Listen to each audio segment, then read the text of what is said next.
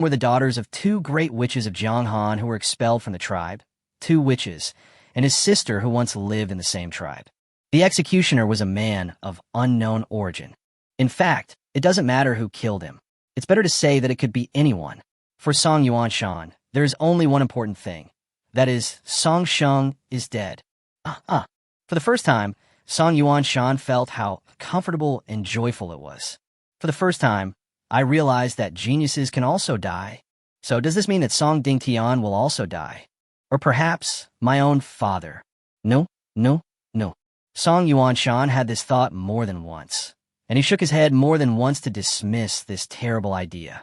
My brother Song Dingtian might follow the same path as Song Sheng, but my father will never do that, because he is a great wizard, even more powerful than other great wizards. Such a person cannot die. He is invincible.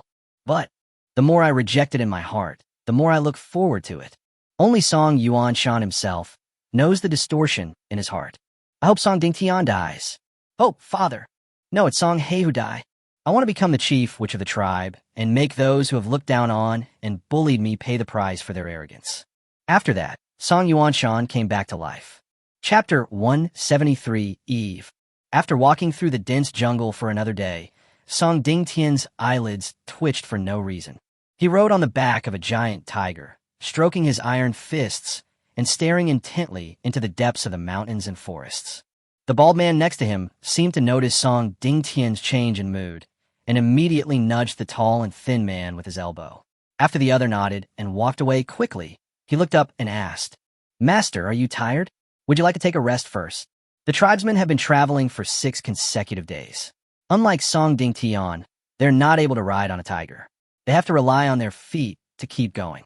Some of the third-rate warriors have even worn out the soles of their feet. It is indeed time for them to take a break. Song Dingtian came back to his senses, glanced at the blue sky obscured by the towering trees, frowned and said, "Song Chi, you guys need a rest, right? You can't hold on after such a short distance." Bald Song Chi felt a chill on his forehead when he was seen through at a glance. He quickly shook his head. "No, it's just..." He glanced at Song Yuanshan, who was standing unsteadily beside the giant tiger, and immediately came up with an idea. "I saw that the second young master was almost unable to hold on, so I wanted to ask you." Song Yuanshan was truly exhausted. Although he had already reached second-rate strength, this was his first time walking such a long distance. Blisters formed on the soles of his feet, sticking to his straw shoes. Almost every few steps brought him excruciating pain. Song Dingtian glanced at him and then snorted. "Second brother, shouldn't you have come here? Wouldn't it be better for you to hone your magical powers in the tribe?" "Big brother is right." Song Yuanshan lowered his head and said humbly, "My father asked me to come here to learn more from you and gain experience." "You can refuse," Song Dingtian said. "I can't refuse." "Okay, find a place to rest." Song Dingtian didn't want to talk any more nonsense. He exerted force on his crotch, and the giant tiger whimpered and left with its tail wagging. Bald Song Chi looked at Song Yuanshan, whose face had turned blue and just curled the corners of his mouth, sneered, and followed him away. Not long after, the tall and thin Song Jiao came back with a frown on his face. After seeing the indifferent Song Dingtian, he seemed to want to say something but stopped himself. "What's wrong?" asked the bald man. "Go ahead." Song Dingtian snorted coldly. The tall and thin man then replied, "Master, the team we sent to investigate seems to have disappeared." "Missing?" Song Dingtian raised his eyelids. "Yes, I just led my tribesmen to search for a long time, and the marks they left behind suddenly disappeared from the road ahead." Song Dingtian was silent for a moment. There were just a few insignificant ordinary soldiers. It was normal for them to be eaten by wild beasts. Or maybe the witches discovered their tracks. Even so, nothing can be changed. The fate of the witches has been determined and cannot be changed from the moment he left the tribe. Song Dingtian never doubted this and his own strength. He asked indifferently, "Lu, are you wrong?" The tall, thin man immediately shook his head. "Yes, according to the information we received at the beginning, it's this road. We just discovered the abandoned camp of that tribe nearby. Have you found anything? Are you sure this is where the witches originally lived?" "It should be correct. It's similar to what the messenger who came back to report the news said. There is indeed a strange, big tree hole. It doesn't look like it was dug by human hands." Song Dingtian thought for a moment and nodded. Give the order. Go over there after you've rested and stay there tonight. Also, arrange for someone to find out where they are. Yes, master. The tree hole was not created by human power and was most likely the ability of the wood element. It should be his cousin Jiang Weini. I heard that she and Yaxiang formed a new tribe with a group of priestesses who were driven out. Yaxiang is still alive, and Winnie is not dead either. What a pity. If I had just died peacefully, I wouldn't have to endure the pain that followed. Song Dingtian closed his eyes and began to rest, his murderous intent subsiding. To her, the former cousins, two useless women, were nothing more than lambs to be slaughtered. The large army arrived at the witch's former camp at dusk, a desolate and dilapidated small forest. There are many traces of wild animals living on the ground. After being washed by rain and time, weeds grow everywhere and the ground is full of new vitality. Only the treehouse is very eye-catching. The cavernous interior, the piled hay, and the simple design tell us that humans once lived here for a long time. The human scent and magic power had long since dissipated. Song Dingtian handed the giant tiger to the care of his tribesmen and moved in directly. From time to time, tribesmen came in with firewood and hay and lit the bonfire. Song Dingtian leaned against the dry tree wall, sat cross-legged in front of the campfire, and tapped his knees with his fingers. He doesn't like to wait when doing things because he thinks it is a waste of his time. Song Dingtian hoped that this boring war would end soon, so that he could get what he wanted. Those two fighting skills belonged to him, and no one can stop him, not even his father. He didn't want to remain at the top level when he was 30 years old. He wanted to feel the same glory and power as his father. Father is the sky in Song Dingtian's mind, and also the existence he urgently wants to surpass. So he won't miss any opportunity. The night passed quickly. In the early hours of the morning, good news finally came. The location of the witch's camp has been found. Just next to a valley dozens of miles deep, there is a strange camp. The camp was surrounded by countless sharp wooden spikes, and the buildings inside were unprecedented. They were built with stones and wood and were very tall. Although there was no way to get in, I could hear the noisy voices of women inside, and between the gaps in the wood, I could also see from afar many women busy in the camp. Song Dingtian is not interested in messy things. As long as the person is there, that's enough. A team of more than 2,000 people set out directly and headed towards the witch's camp in a mighty manner. This time, Song Dingtian quickened his pace and crossed the forest. When he was about to reach the valley, the sun had just set below the horizon. Not far away, the smell of fireworks could be seen coming from the forest. Song Dingtian's mouth curled up slightly, and then he slowed down his pace and shouted to the people beside him. Song Qi, call Song Jiao over. Yes, master. The tall and thin Song Jiao was called from the front of the team. Seal off all entrances and exits, and don't let any of them go. Kill all second-rate and lower-ranking Miko. Song Dingtian was silent for a while, then said, those above second-rate will be killed if they resist. The voice was cold and emotionless. In fact, this has already gone against Song Heihu's original wishes. Even though Song Qi and Song Jiao had received private instructions from Song Dao in advance, they did not dare to have any doubts. The tall and thin Song Jiao lowered his head. Master, where are the people besides the witch? Leave no one behind. Yes. Chapter 174. This wave is stable. After receiving the order, Song Jiao immediately separated with a small group of tribesmen. They cautiously entered the edge of the woods, their eyes fixed on the strange camp in front of them. Even though he had lived in the Crescent Moon tribe for decades, he was still shocked by the scene before him. It was exactly as the spy who came back to report said. This camp was so strange. Strange camp fortifications, strange buildings, including strange plants growing outside the camp. However, the priestesses were still priestesses, just a group of women with low combat effectiveness.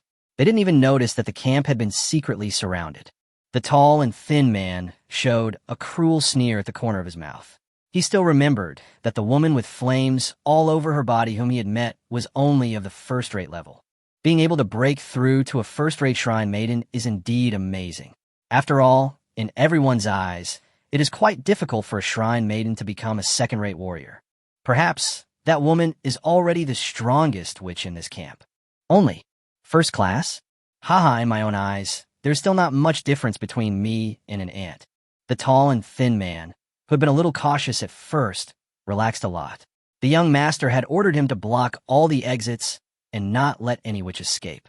How could he possibly mess up such a simple and easy task? But isn't it too boring to just block the entrance and exit? Suddenly, the tall and thin man began to envy the bald man. He could follow the young master in the frontal attack, slaughter the witches, and capture slaves. Wouldn't his contribution be much greater than his own? Comparison between the two. When we return to our clan, the resource rewards we receive will certainly be very different. Why? They're just a bunch of useless women. I'm a top-notch warrior. Why should I be so timid? Yes, the young master and Song Chi are attacking from the front, and I will break into the camp from behind them and directly raid the witch's house. Isn't that faster? If the young master is happy, maybe I can get more. Meat, slaves, iron tools. Who would think these resources are too little? With more resources, there will naturally be more women. Thinking of this, the tall and thin man suddenly changed his mind. He brought more than 60 tribesmen with him, all of whom were second- and third-rate warriors, including 4 or 5 first-rate warriors. For a small tribe, they were already considered top-tier combat power, and it would only take a few minutes to wipe out a weak tribe. Just follow me in later. The young master has instructed us before that all the second-rate and above witches who don't resist will be kept and taken back. Those below the third rate will be killed, leaving no one alive. The tall and thin man turned his head and warned. What if it's an ordinary woman? A tribesman asked cautiously. Killing her would be a waste. Women are an important part of any tribe, but witches are different, so they have no mercy on them, but they still feel pity. After all, as long as you are a man, you cannot avoid physiological needs. Every additional woman in the tribe means a new force of life. So, we can only blame them for being witches. Hearing this, the tall and thin man snorted coldly. Can you tell which one is an ordinary woman? No way. Apart from the fact that the witches can sense each other and can tell them apart, it is simply impossible for outsiders to judge based on their appearance. Some witches are so weak that they can't even use the element of magic power, making it even harder for you to tell them apart. So, asking this kind of question at this time is no different from being stupid. The tall and thin man saw what everyone was thinking. They just wanted to capture a few more women and take them back so that they could have fun. You have done a good job on this mission. Are you still worried that there will be nothing to share when you return to the tribe? As long as you have resources, you can have women. Don't you understand such a simple truth? The tall and thin man rolled his eyes and cursed, and the group of people suddenly fell silent. Soon, they followed the tall and thin man to the back of the camp, where a section of the wooden thorn fence was missing. It was a specially designed entrance and exit, and there were not even any guards guarding it. What a bunch of stupid women. The tall and thin man licked his tongue and waved his right hand encouragingly. Okay, brothers, follow me in. Good days are waiting for us. Go, go, go. Who cares if she's a witch or not? If we can catch her, we'll catch her. If we can't, we'll kill her. Brother Nine is right. More than 60 people rushed out in an instant and pounced on the rear camp of the air defense. Sister Yaxiang, the enemy is coming. There are over 60 of them. One is very strong, 5 are first-rate fighters, and the rest are second-rate. Are there any other places? There is none left. The voices of Xuanchen and Ruoxing rang in the minds of countless priestesses, which calmed Yaxiang's tense heart. Ruoxing can sense all living things within a radius of nearly 1 mile around the camp, and Xuanchen conveys everything Ruoxing senses to all the witches through the mental link. In this way, facing the enemy's attack, all illusions, feints, and sneak attacks will be exposed, and it will be completely impossible to attack quietly. After receiving Su Yu's instruction, Xuanchen and Ruoxing had become accustomed to cooperating with each other during practice, so there was no awkwardness between them. On the contrary, the group of priestesses who joined in for the first time found it novel and interesting. Yaxiang was also quite surprised by this, very interested and amazed. This time, Su Dao has entrusted us with the task of protecting the camp's safety. We must do it beautifully and not let him down. With Sister Yaxiang and Li here, there's no need to be afraid of these people. Sister Yaxiang, do you want to kill them all? No need. Yaxiang's steady voice came. A group of witches were chatting casually, treating Xuanchen's ability as a chat channel. Yes, didn't Su Dao say before that except for the top-notch ones, all those below the first-rate ones should be captured first. If they're not convinced, then they will be killed. Don't let them go too deep and destroy our things. Yaxiang suddenly reminded. The main reason for letting this group of people in was that we didn't want any fish to slip through the net. Otherwise, Yaxiang would be reluctant to let outsiders rush into the camp. Hey, it's okay, Sister Yaxiang. They can't come over. At this moment, Li's voice rang in the minds of the witches, followed by the frightened shouts of a group of men. The sound of objects falling kept coming from not far from the entrance of the camp. After noticing that the soil under his feet disappeared strangely in an instant, the tall and thin man jumped back and retreated at a high speed. Ah, what the hell? Why is this place empty? You're putting pressure on me, ugh. Get out. The 5 first-rate fighters were much more cautious than the others. Even if they fell into a sudden pit, they jumped out after a moment. But the rest were not so lucky. Just as they were about to climb out of the pit, the disappeared layer of soil mysteriously reappeared and buried them alive. Chapter 175 Fierce. Dozens of people who were lucky enough not to fall into the pit just stared at it, completely unaware of what was going on. In Li's opinion, they're already very lucky. Because those are just earth pits, they cannot be called traps. There are no props such as bamboo thorns or wooden thorns.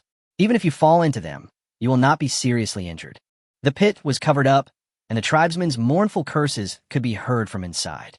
They hammered the soil with their fists and weapons, and soon the ground was shaking with dust. The tribesmen on the shore were planning to go and help with the rescue, but the tall and thin man remained motionless, staring coldly at the empty field, constantly sensing the remaining witchcraft power in the air. Soon, he caught a trace of the leaping tail of magic power. Found it. Although the tall and thin man was a little confused, he still smiled coldly. Do you think I can't find you just because you hide with magic power?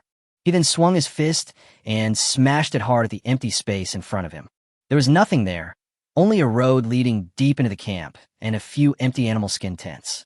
It was even more strange because there was nothing to see. After all, the witches have all kinds of strange abilities and can do many incredible things. The ordinary scene seemed to have been roasted by a fierce fire, like the scorched air in late summer, showing some distorted waves. The tall and thin man was knowledgeable and experienced, so he naturally understood that what he saw was an illusion, which was caused by the influence of witchcraft. He didn't need to understand the principles. The witch's power was strange and varied. Fire, lightning, running water, darkness, illusions, everything was everywhere. Nothing was strange. There was only one thing he had to do. Find the problem, solve it, and the fastest way to solve it is with your fists. As long as everything is destroyed, all monsters and demons will cease to exist. At this point, the tall and thin man has enough confidence in himself. There isn't much that can be hidden in front of a top-notch fist. With one punch, the powerful magic power smashed down like a giant hammer. With a muffled, buzzing sound, the scene in front of everyone's eyes shattered and returned to its original state. The tents and roads disappeared, and what appeared before our eyes were towering trees and dozens of high-end stone and wooden houses, and a group of women wearing more exquisite and precious linen and cotton clothes than them. There were about 30 witches, with a dozen of them scattered around. They were holding strange-shaped weapons with long, thin wooden spikes on them, and were staring at this side motionlessly. The other dozen or so women were holding long and narrow-boned spears and bamboo spears, glaring angrily. It's you. The tall and thin man was more surprised than his punch that disappeared without a sound. What surprised him more was that the woman leading the group was a familiar face. Sister Yaxiang, do you know each other? Li asked in a low voice. I know him. Yaxiang stared coldly at the tall and thin man, recalling the night when she had carried Su Yu to escape. New grudges and old grudges. When enemies meet, there's an indescribable strange feeling. Ha ha ha. Woman, your man ran away with you that night, so you won't be so lucky today. The tall and thin man laughed heartily, his eyes darting around. Where's your man? If you don't come out now, it will be too late. In fact, if Su Yu really came out, the tall and thin man might not be able to laugh. After all, Su Yu's violent strength that night had been deeply imprinted in the minds of the 3 people. The tall and thin man said this simply to confirm whether the man he was afraid of was on his side. If I go to the young master's side, I won't have to worry about anything. Yaxiang glanced at the tall and thin man expressionlessly and answered coldly without any intention of hiding anything. Don't look for him, he's not here. As she spoke, Yaxiang stretched her shoulders and spoke to Li, Aksu, and the others. Li, take everyone to capture those men and leave this man to me. Okay, Sister Yaxiang. Li Nudda, looking at the fearless woman in front of him, walking slowly towards him. The tall and thin man was suddenly amused. "First-class soldier, why are you so proud? Where does he get the confidence to fight me alone?" The tall and thin man looked at Yaxiang indifferently, as if he were looking at a dying person, and his voice was full of sarcasm. "It seems that you still don't understand the gap between first class and super first class." The flames on Yaxiang's body changed from thin threads and gradually wrapped around her entire body. Her fiery red hair became more gorgeous and beautiful. No matter her figure or appearance, she is an absolutely enchanting beauty. Even the tall and thin enemy had to take a second look, feeling sorry for him. "Alas, I now understand why Scarface wanted to keep you. Even I like a woman like you." The tall and thin man's aura suddenly changed, as if to show the huge difference in strength between the two.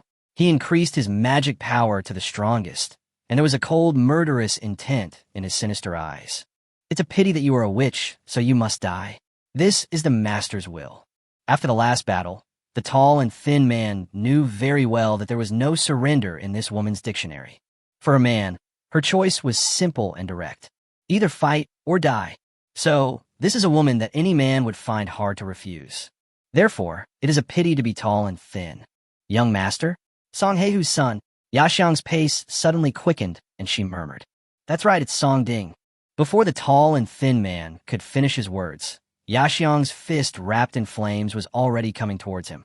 The corners of his mouth curled up, and he didn't care at all what kind of attack the other party would use. It's like trying to hit a rock with an egg. You're overestimating your own abilities. That's why the tall and thin guy is so arrogant and dismissive. Until that punch actually hit his face. The scorching and terrifying magic power erupted at that moment, and the enormous power washed over him like a storm. The tall and thin man's facial muscles were twisted by the magic power, and his hair was counted down. Only then did he wake up completely. "I'm so superb. How is that possible?" With such doubts, the tall and thin man was instantly knocked away by a punch and flew out of the camp entrance like a cannonball. "What's the matter with Song?" Yaxiang's cold voice echoed, and the group of Crescent Moon tribe warriors around were almost all dumbfounded. Song Jiao, the tribe's veteran, top-notch warrior, was actually knocked away with just one strike. Yaxiang's figure then disappeared, as if swept away by a gust of flaming wind. "Stop looking, it's your turn now." Li walked over alone and raised her little head to the group of people. The witches holding bone spears and bamboo spears surrounded the pit and smashed them at the group of men who fell into it. "Just stay still, or we'll stab you to death if you move," the witches said coldly. The men struggled to dig through the soil, but they didn't expect to be met with sharp weapons and merciless beatings. They wanted to escape with their second-rate strength, but seeing their companions being stabbed and bleeding, they immediately became too scared to move. Besides, it seems that none of the witches at the edge of the pit are below second-rate, and they are all fierce. Chapter 176 Confrontation. Isn't it said that it's difficult for a Miko to break through to the second-rate level? Aren't their combat abilities usually weak? Why are these women acting completely out of character? This group of people couldn't help but wonder. She's alone, and a first-rate fighter like us. Fight her and escape. Yes, as long as we escape back to the young master, we will be safe. Kill her. Knowing that they were ambushed, the 5 first-rate fighters looked at each other and immediately came up with an idea. But just as the 5 people had the intention of a surprise attack, they took a step forward and felt a chill on the back of their heads. 5 huge earthen spears were already ready to be fired, and with a wave of Li's hand, they fell vertically. Puff, puff, puff. There was almost no resistance as the earth spears penetrated their magical defenses and nailed the 4 men to the ground. In an instant, blood mist rose and a fishy smell filled the air. The last one was agile and managed to dodge it. There was a mixture of coldness and fear in his eyes, but he still didn't intend to stop. He leaped in front of Li and chopped at her with a bone knife in hand. The girl in front of him seemed to be unconcerned and ignored him. This made him angry and happy, because this sword will be unstoppable. Succeed. There was a loud clang and a loud noise that rang out in his eardrums. The man's eyes widened instantly. The scene in front of him was so incredible that he was stunned for a moment. The knife was clearly about to hit the woman, but unexpectedly, a thick wall suddenly rose from the ground in front of them, separating the 2 of them. No, that's not right. Not one side. 4 thick earth walls in front, behind, left and right blocked all his retreat routes, trapping him inside. The man immediately looked up and pushed hard with his feet, because only his head still had life. However, the huge earthen spear stood suspended in the air, with the tip of the spear pointed at his forehead. Under the enormous pressure of witchcraft power, the fear of death enveloped his whole body. He even felt that his lower body had been soaked by dirty liquid.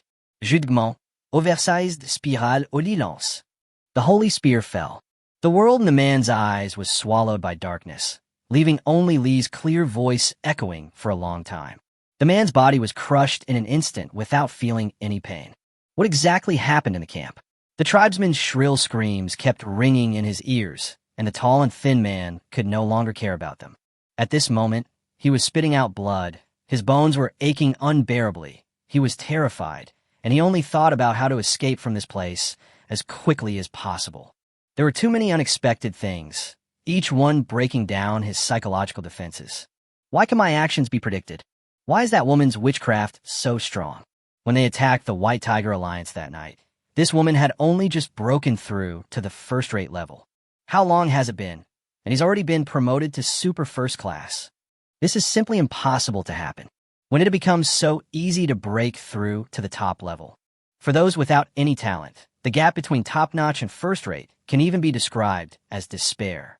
Only those who have experienced it personally know how much effort it takes and how much suffering they have to endure. Even for a young master known as a genius, it took him 6 years to break through to the top level. What's more, the woman in front of me is just a witch. The restless and fiery magical power was obviously much stronger than his own. This woman's magical power was so abnormal and bizarre that it completely overturned all his understanding of witches. Wow! Trembling and supporting his body, the tall and thin man stood up from under the broken tree. He felt an unbearable tightness in his chest and throat, and he spat out another large mouthful of blood. The air around them suddenly became scorching hot, and the tall and thin man knew that the woman was coming. The fear in my heart intensified, and only one thought remained. Run. Tell the young master this news. Only in this way can you survive. The tall and thin man almost used up all his magical power and instantly gathered it on his legs. He looked at the woman who looked like a goddess of fire not far away in horror. As fast as a rabbit, the rear of the camp was blocked by Song Jiao. He had 1 top-notch warrior, 5 first-rate warriors, and more than 60 tribesmen. Such combat power was more than enough to deal with a small group of witches. Song Dingtian wanted to avoid trouble and didn't want to waste too much time on searching and hunting. Since my father's order is to encircle and suppress, it must be done cleanly and efficiently. The most important reason why Song Jiao was arranged to block all entrances and exits was that he did not want the man he was paying attention to escape. Song Jiao is his father's man and is ambitious. Song Dingtian knows that he will not be too content and may not be able to bear it and take the initiative to attack, but this will not affect anything. As long as the goal is achieved, the process doesn't matter. But it seems that I've been worrying too much. Song Dingtian raised his eyelids and looked at Su Yu from a distance of hundreds of meters. My eyes couldn't help but freeze, unable to see through the strength. His age was about the same as I had heard, around 20 years old with a fair complexion. Although I couldn't see his strength clearly, I could feel that his magical power was rich and full, and he was indeed capable. Being able to reach the top-notch realm at such a young age, even Song Dingtian is a little envious of such qualifications. It's a pity that he chose the wrong tribe and helped the wrong person. If you go against yourself, your outcome is doomed. Su Yu stopped riding on the wolf lion, followed by dozens of male warriors led by Si Jiao and a few priestesses, and a person wrapped in a linen robe. The two armies stopped in front of countless pits, and neither of them moved forward. These pits should be the trap that the tribe members said killed their younger brother Song Sheng. Why didn't he take advantage of it? Song Dingtian took a quick look and even felt it was a little ridiculous. They were just some low-level tricks. Even if there were weapons in the pit that could kill people, their power was just that. My genius brother was defeated by such tactics? Died at the hands of this man? Your death is really ridiculous. However, in this life, as your elder brother, I will avenge you. Young master, that's right, it's this man. Beside him, the bald Song Chi widened his eyes, took a closer look, and then said, with the bald man's confirmation, Song Dingtian no longer had any doubts.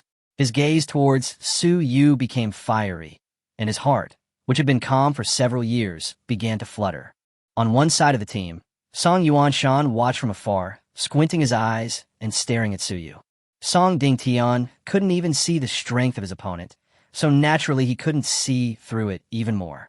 However, he subconsciously retreated a few steps, then a few more steps, and then a few more steps, and stopped in a place he thought was safe, thinking about what to do next. After that, nothing happened to him. There are only two possible outcomes. The entire tribe of witches was wiped out. Or maybe Song Dingtian died in battle. So, he needs to think of a way out. Chapter 177 Song Dada is very unhappy. Such a small action naturally did not escape Song Dingtian's eyes. He certainly did not bother to pay attention to a brother who was afraid of death and was no different from a waste. However, this was an eye sent by his father, which still made him a little unhappy. At this moment, the man opposite spoke first. Su Yu smiled and greeted the bald man. "Hey, Baldy, long time no see. I didn't expect you to be from the Crescent Moon tribe." "Hey, kid, it doesn't matter if you find out. You're not going to survive today anyway." The bald man sneered and said, "Is the young lady from the White Tiger Alliance also in your camp?" So much time has passed, and the White Tiger Alliance has not responded. Xiao Dao is still looking for his daughter. As the instigator, the bald man would naturally think in this direction. "There are many women in my camp. Which one are you talking about?" Su Yu asked with a smile. The bald man shouted coldly, "Humph, it doesn't matter if you don't tell me. After we beat you to death, we will naturally find it out." The conversation between the two made Song Dingtian's eyes light up. That is to say, the combat skills book that appeared in the White Pigeon Trading Tribe is also in this man's hands. Song Dingtian couldn't help but feel better. "I thought that the assassination failed and the fighting skills had disappeared, but I didn't expect them to come back to me again. Could it be that I am really the son of destiny, with such great luck?" Facing the bald man's threat, Su Yu just shrugged, spread his hands, and looked helpless. "Based on what you said, it might be a bit difficult to kill me." The bald man was exhausted. After all, Su Yu was right. That night, the three top-notch warriors were all beaten by this kid. If he had not just made a breakthrough and his magic power was not stable, his life or death might have been in danger. But there are not so many ifs in this world. The bald man laughed heartily. "Boy, you should regret not being able to kill me that night. You won't have the chance again." "Oh no, then I'm so scared." "Sujuepi Smaïd."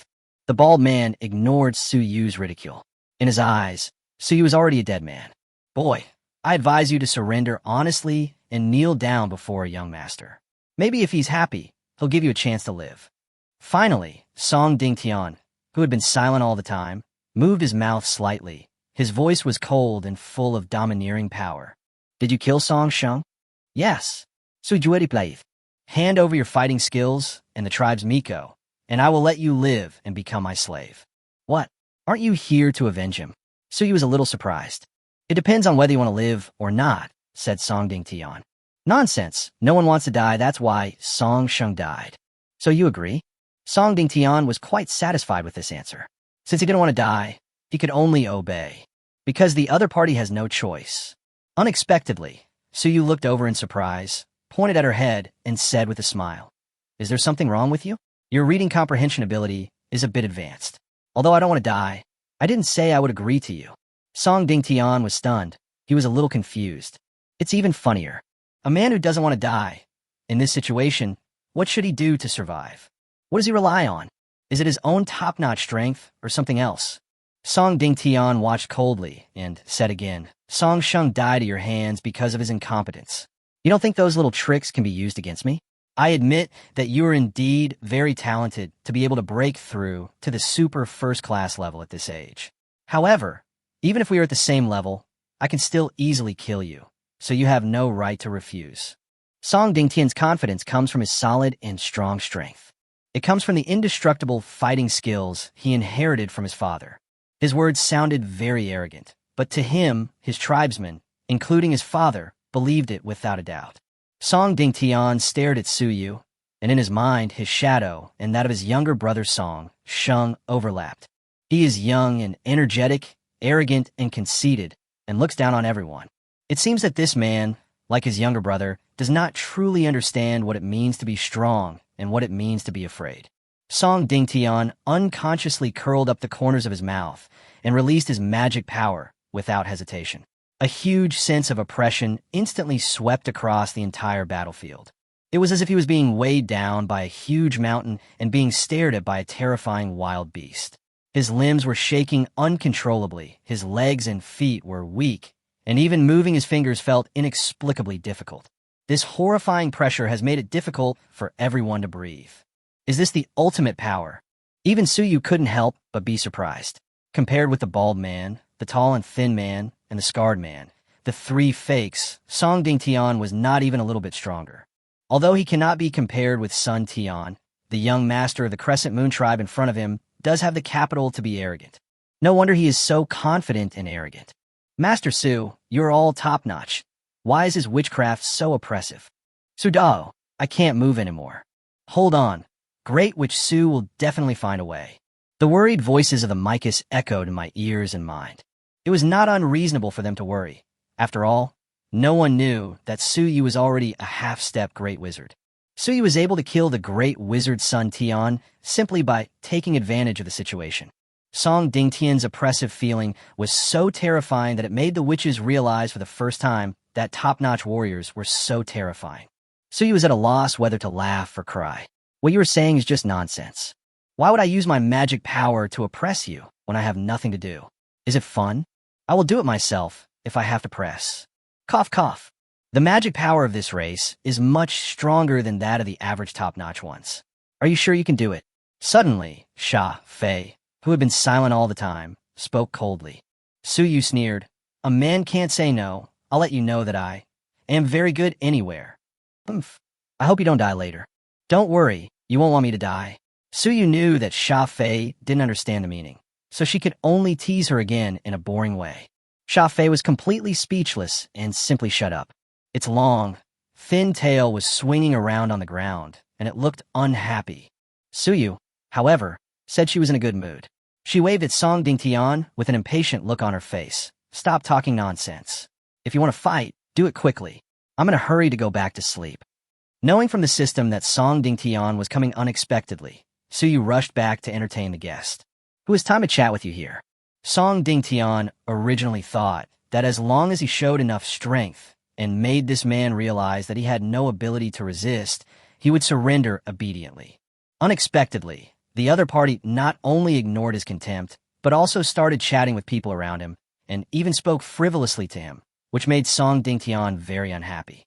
From childhood to adulthood, no one has ever dared to look down on me like this. The man in front of me has no one to rely on, but he is still so arrogant. There is only one reason, which is that he is simply ignorant of the immensity of heaven and earth and is seeking death. Since you want to die so much, I will grant your wish. Chapter 178 Shot Sundara is not happy either. Song Dingtian felt very uncomfortable, and for the first time, the flames of anger ignited in his heart. Even if it was just a slight trace, the bald man who had followed him for so long noticed it. The young master is angry, which is not a good sign. He knew the young master's temper. If he got angry, many people would suffer. He could foresee that the man opposite would have a miserable end, but the people on this side would basically not have an easy time either. So, he couldn't hesitate any longer at this time. The bald man paused for a moment, and as his magic power surged, he rushed towards Suyu. Boy, since you are tired of living, I will give you a ride first. The bald man knew whether he could win or not, but he could not be cowardly no matter what. The young master is still watching behind me, and this is also a great opportunity for me to show my role. However, facing the bald man's fierce attack, Suyu just glanced at him casually and didn't care at all. He turned to Sha Fei and said helplessly, Look, I've told you, our tribe is very dangerous. Enemies come to us at any time, and they're all so fierce that they even lose their hair. Sha Fei probably didn't want to stay next to Suyu anymore, fearing that she would get angry, so she said coldly, Okay, I'll do it. The vertical pupils immediately locked onto the bald man. Shafei tore off the robe she was wearing and vented all her anger on the bald man. The snake's tail made a sharp buzzing sound, and Sha Fei's enchanting waist swayed, and her body flew out like an arrow from a bow. The surging magic power was like a floodgate opened, and at that moment it pushed back the magic power that enveloped Song Dingtian. Song Dingtian's pupils shrank slightly. There are still experts.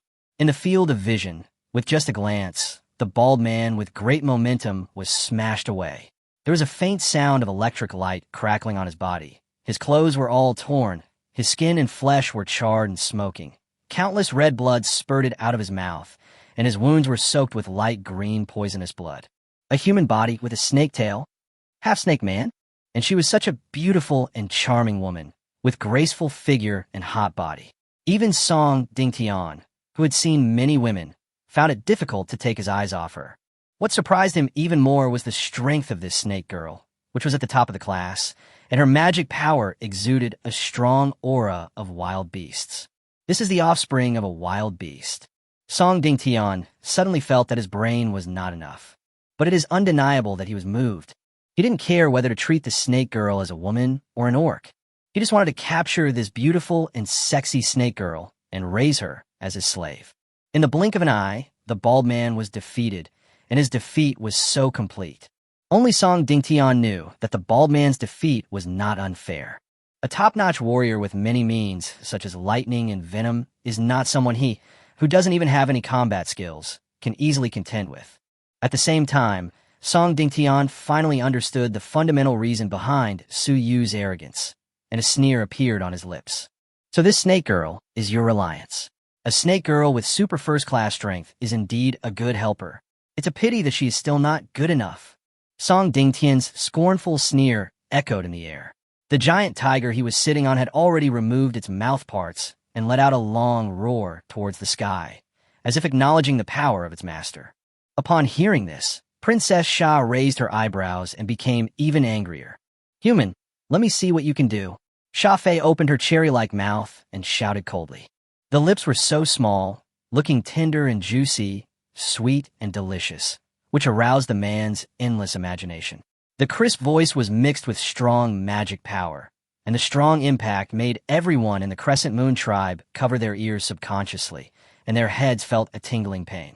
The fact that sound waves can generate attacks is enough to prove the solidity and richness of Sha Fei's witchcraft power. The roar of a lion. Su Yu, who was watching the fight from the side, couldn't help but comment in surprise. That little mouth, especially those little fangs, wow, unlimited potential. In the blink of an eye, Sha Fei was already running towards Song Dingtian. Before the two of them fought, the surging magic power of both sides kept colliding and squeezing in the atmosphere, causing the world in that area to be somewhat distorted. Under the turbulent flow of strange power, the warriors of the Crescent Moon tribe used their magic power to resist, but their own strength was too weak, and they were all blown away in less than a few seconds. The team of thousands of people seemed like a rice field attacked by a violent storm, showing a one-sided trend and wailing for a while. Nice strength. Song Dingtian's eyes showed deep admiration, partly because of the other person's beauty and partly because of his affirmation of Sha Fei's witchcraft power. In the super first-class realm, Song Dingtian has never encountered anyone who can match himself. But this alone is far from enough. I hope you can still be so arrogant later. Sha Fei bit her lip and shouted coldly. Her graceful arms danced softly like a singer, but unfortunately, only a few people had the time to appreciate such a beautiful figure. That seemingly harmless and graceful movement suddenly triggered a terrifying destructive force. There was a crackling sound in the air, and flashes of dazzling lightning appeared one by one around Song Dingtian. Is it really the power of thunder and lightning? Song Dingtian and Su Yu looked at it at the same time. After all, this ability can be called the most powerful killing weapon among the natural forces between heaven and earth, and it can specifically restrain all demons and monsters. Back then, even a great wizard like Sun Tian didn't dare to fight him. The last one accidentally took a lightning strike from Black Mountain and was seriously shocked. Unlike Su Yu's surprise, Song Dingtian was more delighted. The power of thunder and lightning, ha. If it were someone else, they might really be defeated. Song Dingtian laughed out loud. It's a pity that your opponent is me. Let me use these powers. Sha Fei raised her eyebrows and chuckled. You want to swallow my thunder? Can you do it? What's so difficult about this? Song Dingtian jumped up from the giant tiger, opened his 5 fingers, and grabbed directly at those lightning balls. This scene really made Sha Fei confused, and her doubts deepened. Could it be that this man was really not afraid of thunder and lightning? The lightning balls kept crackling, and in a flash, 2 of them were caught in Song Dingtian's palms. The rest of the bullets penetrated from his back and limbs and directly hit Song Dingtian's body. Such a strong power of thunder and lightning. Song Dingtian endured the attack with ease, and the thunderball in his hand was crushed and absorbed by him. At this moment, even Sha Fei had to believe what was happening before her eyes, and she gritted her teeth in anger. Woman, I don't mind your half-snake identity. How about coming back to the Crescent Moon tribe with me and being my woman? No matter what conditions you put forward, I can agree to them. Feeling the powerful force of thunder and lightning flowing in his body, Song Dingtian felt his blood boiling, and his strength instantly rose to a higher level. The snake girl before him was a perfect match for the fighting techniques created by his father. He must take this woman back. Chapter 179, come on. Unexpectedly, this time, he could not only gain 3 combat skills, but also bring back a woman who would be of great help to his own witchcraft and combat skills. What that man gave you, Song Dingtian, can give you 10 times or 100 times. Song Dingtian boasted, looking directly at the ashen-faced Sha Fei in front of him. Besides, he will die here soon and will be of no use to you anymore. Sha Fei's face was cold and gloomy, like an iceberg that had not melted for thousands of years. She said coldly, "You can't give me what he promised me, because that bastard never gave me anything at all. I often make myself so angry that my teeth itch. Does that count? Are you planning to make your sister angry 10 or 100 times more?" Suyu was stunned on the side. My promise? What did I promise? How come I don't know? There is nothing in this world that I, Song Dingtian, cannot get. Song Dingtian's hatred for Suyu intensified visibly.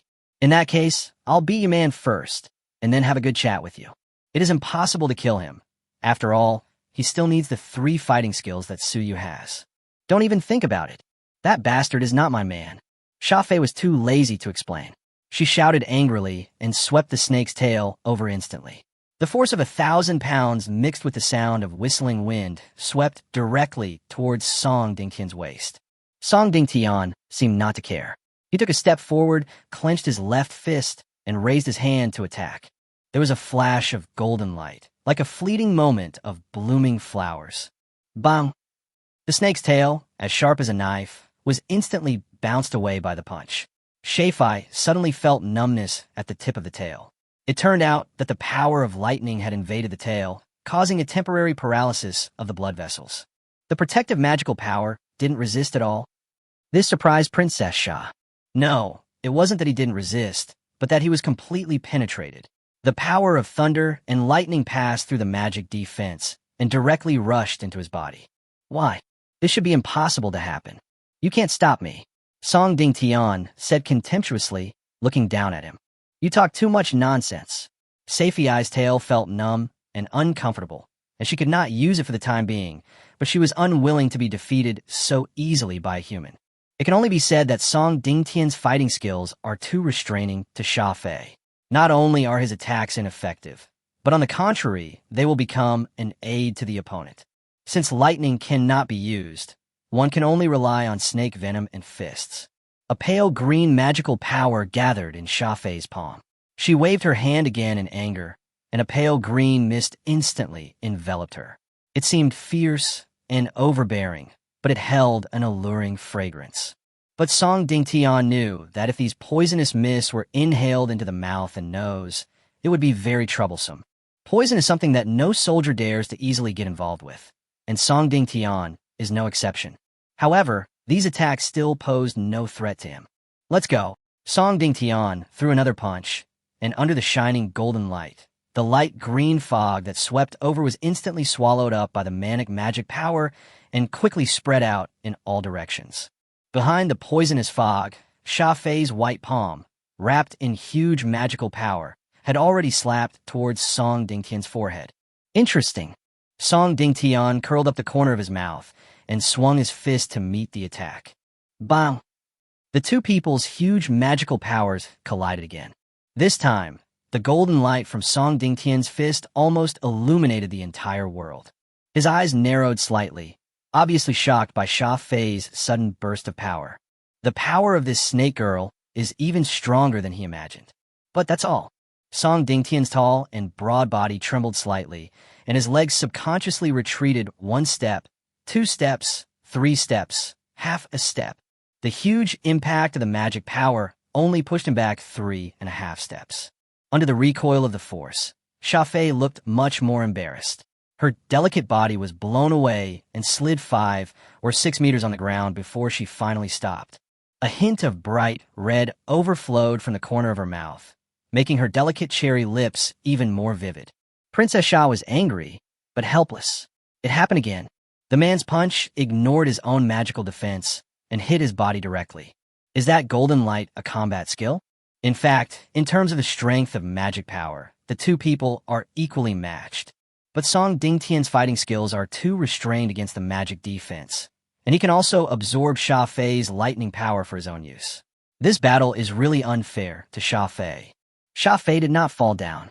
She gently licked the blood from the corner of her lips and stared at Song Dingtian with her vertical pupils, as if she was ready to fight again. It seems that I have to get rid of you first. Song Dingtian snorted coldly. He was not used to being attacked repeatedly without fighting back. A woman who can't see the situation clearly should be beaten up. You will always be tamed by yourself. Being looked down upon by the human race, Princess Sha was furious.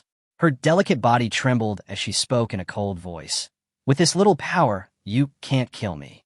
She naturally has a trump card to save her life, which is the last resort that she will not use unless it is absolutely necessary. Yeah. Song Dingtian smiled. Of course I won't kill you, because I will capture you and turn you into my slave, ready for my entertainment at any time. Shameless. However, before Sha Fei could get angry and make a move, someone patted her shoulder lightly. Su Yu's hateful face appeared beside him at some point, still with that annoying smile on her face. I say, Ao Fei, why are you fighting for so long? I almost fell asleep watching you. My name is Sha Fei, not Ao Fei. Also, there's one more person I want to kill the most. Sha Fei was furious, but unfortunately her body had just been severely injured, so she had no strength. Su Yu grabbed her lightly and threw her backwards. Okay, Ao Fei, it's men's time next. Su Yu stretched her muscles a few times before looking at Song Dingtian. You finally came out. Song Dingtian was calm. The two of them were only about 10 meters apart. The magic power in this space seemed to have stagnated and was unusually calm. Some troubles always need to be solved, like you. Su Yu smiled, as if she was talking about something very simple. Song Dingtian was amused by the man's overconfidence. He looked at him as if he were a fool and said with a cold smile, I hope you can still laugh later. But don't worry, I won't kill you. I'll just make you suffer a fate worse than death. Watch with your own eyes the group of witches you protect being trampled to death before your eyes until you are willing to surrender your fighting skills. Are you always so cruel? Su Yu looked at Song Dingtian calmly. Her smile disappeared, and there was no trace of joy or anger on her face. Song Dingtian said, Normally, I wouldn't say so much nonsense because you're still useful, so there's no need to rush to kill you. Oh, really? Then let's practice. Su Yu said, Okay, I will let you feel what despair is. Song Dingtian replied. Su Yu said, Come on then. Song Dingtian replied, Come on then. Chapter 180C, it's not that difficult. The words were unusually calm, and the two people were unusually calm, but the magic power around them had already been surging undercurrents, surging violently like a flood that broke through a dam. The two seemingly harmless men attacked almost at the same moment. Their sandbag-sized fists spewed out tremendous magical power and collided loudly in the air. Su Yu's fist was very ordinary, like a pure white paper without any color. Song Dingtian's fist was shining with golden light, like a golden dragon with its huge mouth and fangs opened, ready to swallow and bite its opponent to pieces at any time. Watch out for his fists. Behind him, Sha Fei's cold voice came. Song Dingtian's fist can penetrate the magic defense, and confronting him head-on will undoubtedly lead to failure. Sha Fei was conflicted. She didn't want Su Yu to lose, but she also wanted to see this despicable man suffer. However, the expression on Su Yu's face was still terrifyingly calm. Even Song Dingtian had to admire his confidence and calmness. He was still pretending when he was about to die. This punch was enough to make him face the reality. Can Su Dao win? What are you thinking? Su Dao will definitely win. Yes, Su Dao can even kill the Great Witch. We must trust him. However, The young master of the Crescent Moon tribe easily defeated the top-notch snake girl. The absolute strength he displayed was deeply engraved in the eyes of everyone on the field. The witches believed in Suyu, but at the same time, they were anxious and worried about it. Why am I so weak? Master Su taught me so much, but I'm still only second-rate. Me too. The witches even began to regret why they didn't squeeze out more time to hone their magical powers, so that at this critical moment, they were of no help at all. The warriors of the Crescent tribe were full of fighting spirit. They knew that once the young master took action, victory would come. It's time to put an end to this war. In an instant, the fists of the two men burst the space, crushed each other's magic power, and hit each other. The witches all closed their eyes subconsciously. Only Shafai remained unblinking, staring at everything coldly. The huge impact of magical power dissipated in an instant. There was no magical storm, not even a trace of turbulence. The scene was so weird that it was unbelievable. Then, Shafai opened her mouth and her eyes widened. Looking at the Crescent Moon people who were instantly blown away by the hurricane and the giant tree that was uprooted and crushed by the magic power, he finally understood what had happened. It's not that there wasn't an impact. Instead, the backlash from the magical power collision that should have occurred was all destroyed by Suyu's punch. Witch power turbulence is a natural phenomenon that occurs only when two equal forces intersect. But if one side is much stronger than the opponent, this situation will not happen. Shafei looked coldly at Suyu standing proudly in the field, and suddenly remembered the scene when they first met that night. At that time, this was the first sentence that father said after seeing Suyu. It seems like you broke through. Compared to the surprised Shafei, Song Dingtian, who was fighting with Suyu, was really shocked and frightened. The moment their fists touched, he finally realized how stupid he had been. The magic power that Suyu wrapped in his fist was simply not something a top-notch warrior could possess. No, it wasn't just his fists. Without any more concealment, the magic power in his body directly rose to another level. That was the height I had dreamed of reaching for years. Song Dingtian only felt that what was swinging toward him was not a fist, but an entire mountain. Suyu's body is like a wild beast in human form, and beneath that calm face lies a terrifying demon. The enormous magical power tore Song Dingtian's fist apart in an instant. The fighting skills passed down to him by his father also lost their original ferocity at this moment, like a stone bull entering the sea without a trace. Song Dingtian rolled his Adam's apple with difficulty before he uttered a few words. "You are a half-step great wizard." He didn't feel any pain at all. His fists, elbows, and even his entire right arm were smashed into a pulp like a jet of water, with blood mixed with broken flesh, splashing all over the ground behind him. Wow! Then, the pain that penetrated deep into his bones gradually awakened him. He couldn't bear it any longer and spat out mouthfuls of blood, his eyes filled with fear, anger, and incomprehension. No matter who I tell this to, no one will believe it.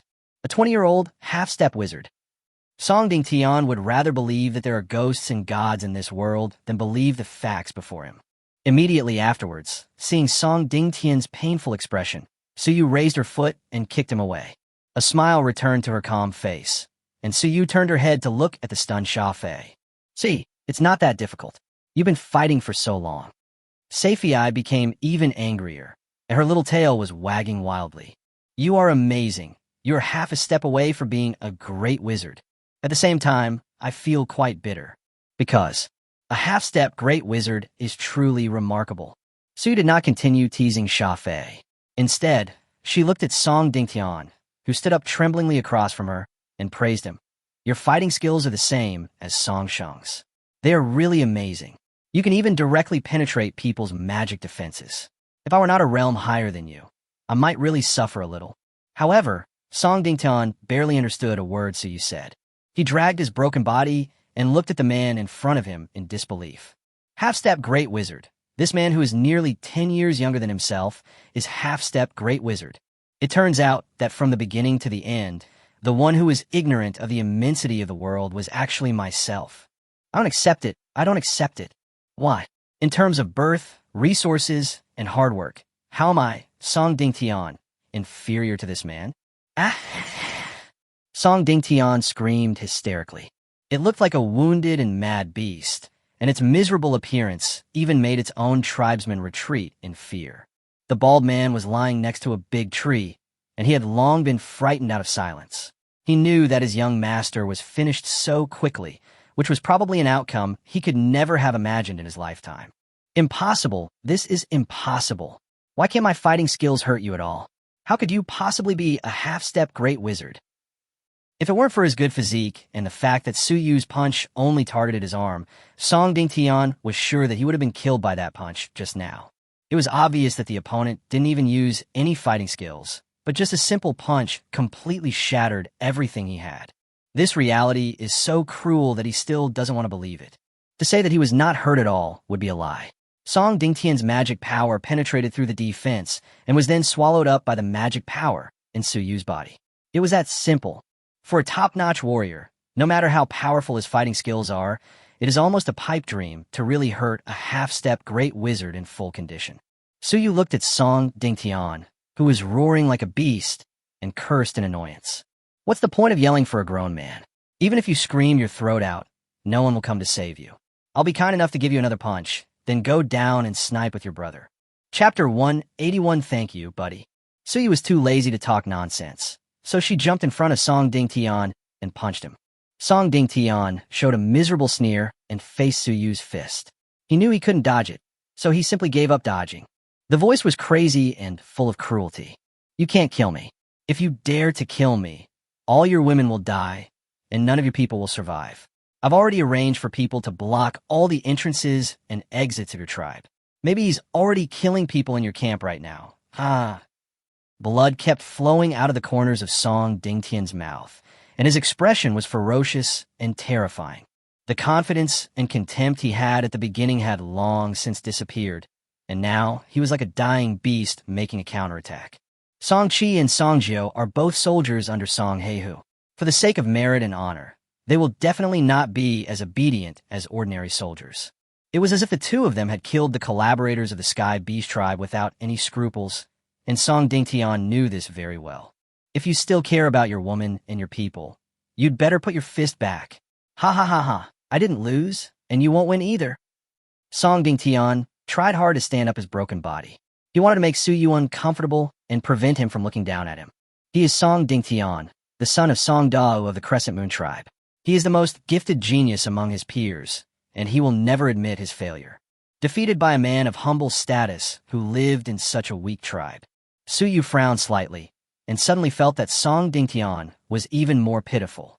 Failure is sometimes not scary. What is scary is that you don't even have the courage to admit failure. At this moment, a thin figure was fleeing frantically on the side of the clan territory and ran straight towards this side. Su Yu pointed at the tall and thin man who had escaped in a panic and said with a smile, "Is he the one you were talking about? Life is such a drama." The two men who regarded each other as the last straw just looked at each other, their mouths slightly open, unable to speak bitterly. In comparison, the tall and thin man was obviously more surprised. His own people were lying on the ground in all directions, and the team of thousands of people were all squatting on the ground and trembling with fear. The young master who he thought was invincible among his peers was now like a bloody man, with his right arm broken, stumbling and looking several times more miserable than himself. The tall and thin Song Jiao was like a dying fish. He opened and closed his mouth, but could not utter a word for a long time. His eyes were frightened and empty. Immediately afterwards, a spear pierced through his back and chest, piercing him straight through. Su Yu then turned around and smiled at Song Dingtian. "He's here. He's lying down, so it's your turn. Sorry, I still win." As he said that, he punched down. Ding! Congratulations to the host for completing the system mission and defeating the upcoming Crescent Moon Tribe faction. Song Dingtian. Rating, Crush. Completion level, SS+, perfect. Rewards calculated. 1 bottle of Ultimate Stamina Potion, 10 bottles of Super Stamina Potion, and a 6% increase in system repair rate. The current system repair status is 30%. Ding! Passive Divine Skill. Strong Luck is triggered. The host gains Strong Luck and additional reward Divine Skill. Invisible. Oh wow. Su Yu's eyes couldn't help but shine brightly as she listened to the mechanical female voice that sounded like the sound of nature. He shook his hand to shake off the blood stains on his fist, looked at Song Dingtian's already cold body, and smacked his lips. Thanks, my friend. I will never forget the contribution you have made to our community. Brother Suyue. Suyue. Behind him, the furious Yaxiang and the clever and well-behaved Li ran over excitedly. Brother Suyu, you are already a half-step great wizard? The chat channels of the witches were already buzzing with excitement over this exciting news. Although Yaxiang was equally surprised, she was not as exaggerated as the others. After all, in her heart, Suyu had brought enough surprises to her clan members and herself. She looked at the man she had entrusted her life to with burning eyes, not caring at all about his clothes being stained with blood. She just hugged him with a sweet smile on her pretty face. Is it over? Not yet. Suyu felt the heat outside his wife's body gradually disappearing and finally breathed a sigh of relief. If he had not already become a half-step great wizard, this hug would probably make his body and mind burn. Yaxiang's worries completely disappeared at this moment. After all, she had to face her brother who was once known as a genius in the tribe. No matter how much she trusted her man, she couldn't help but feel worried. However, Suyu's strength once again refreshed her cognition. At the same time, she became more convinced that Suyu was the future of their tribe and a gift from God to her. Suyu gently touched Yaxiang's head and pinched Li's nose before saying, "Let's celebrate later. Let's deal with those people from the Crescent Moon tribe first." Song Dingtian died. The tall and thin man died. The bald man was seriously injured, and of the 2,000 people in the Crescent Moon tribe, only a handful of first-class warriors were left. After seeing Suyu's power that was comparable to that of their own great witch, these people no longer had the desire to fight. Escape? Stop joking. There has never been such a genius in this world who could run away right under the nose of the great witch. Yaxiang and Li nodded, and then led Si Jiao and the Miko to start finishing up. Suyu turned around and saw that Sha Fei had turned around, twisting her waist and swimming towards the camp. This snake woman is strong-willed, arrogant, and sometimes a little stubborn, but it is undeniable that she is a simple-minded woman. Whether she is a good woman or not is debatable. You'll have to try to find out. Because of the agreement between her father and Suyu, Sha Fei would help without hesitation and would not bow to the other party even in a life-and-death crisis. Suyu really appreciated this. Besides, Ao Fei is such an interesting and beautiful woman. It would be very interesting to tease her when she has nothing to do. Suyu raised the corner of her mouth and came to Sha Fei in 3 or 2 steps. Is there anything else? I want to go back and rest. Sha Fei had a sour face and looked a little bad.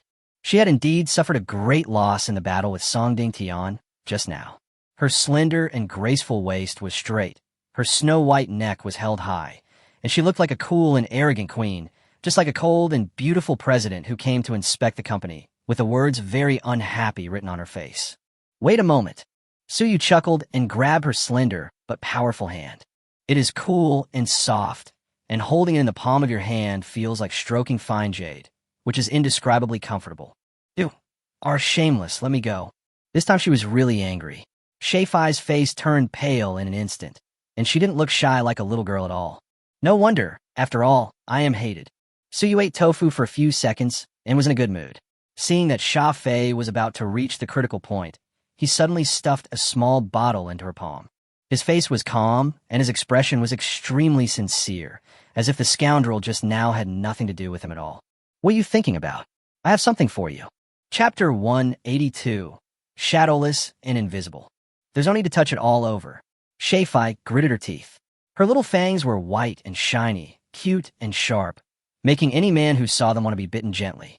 Suyu is righteous and shameless. I'm observing whether you have any internal injuries. This is not a trivial matter. How can I know if I don't touch you a few times?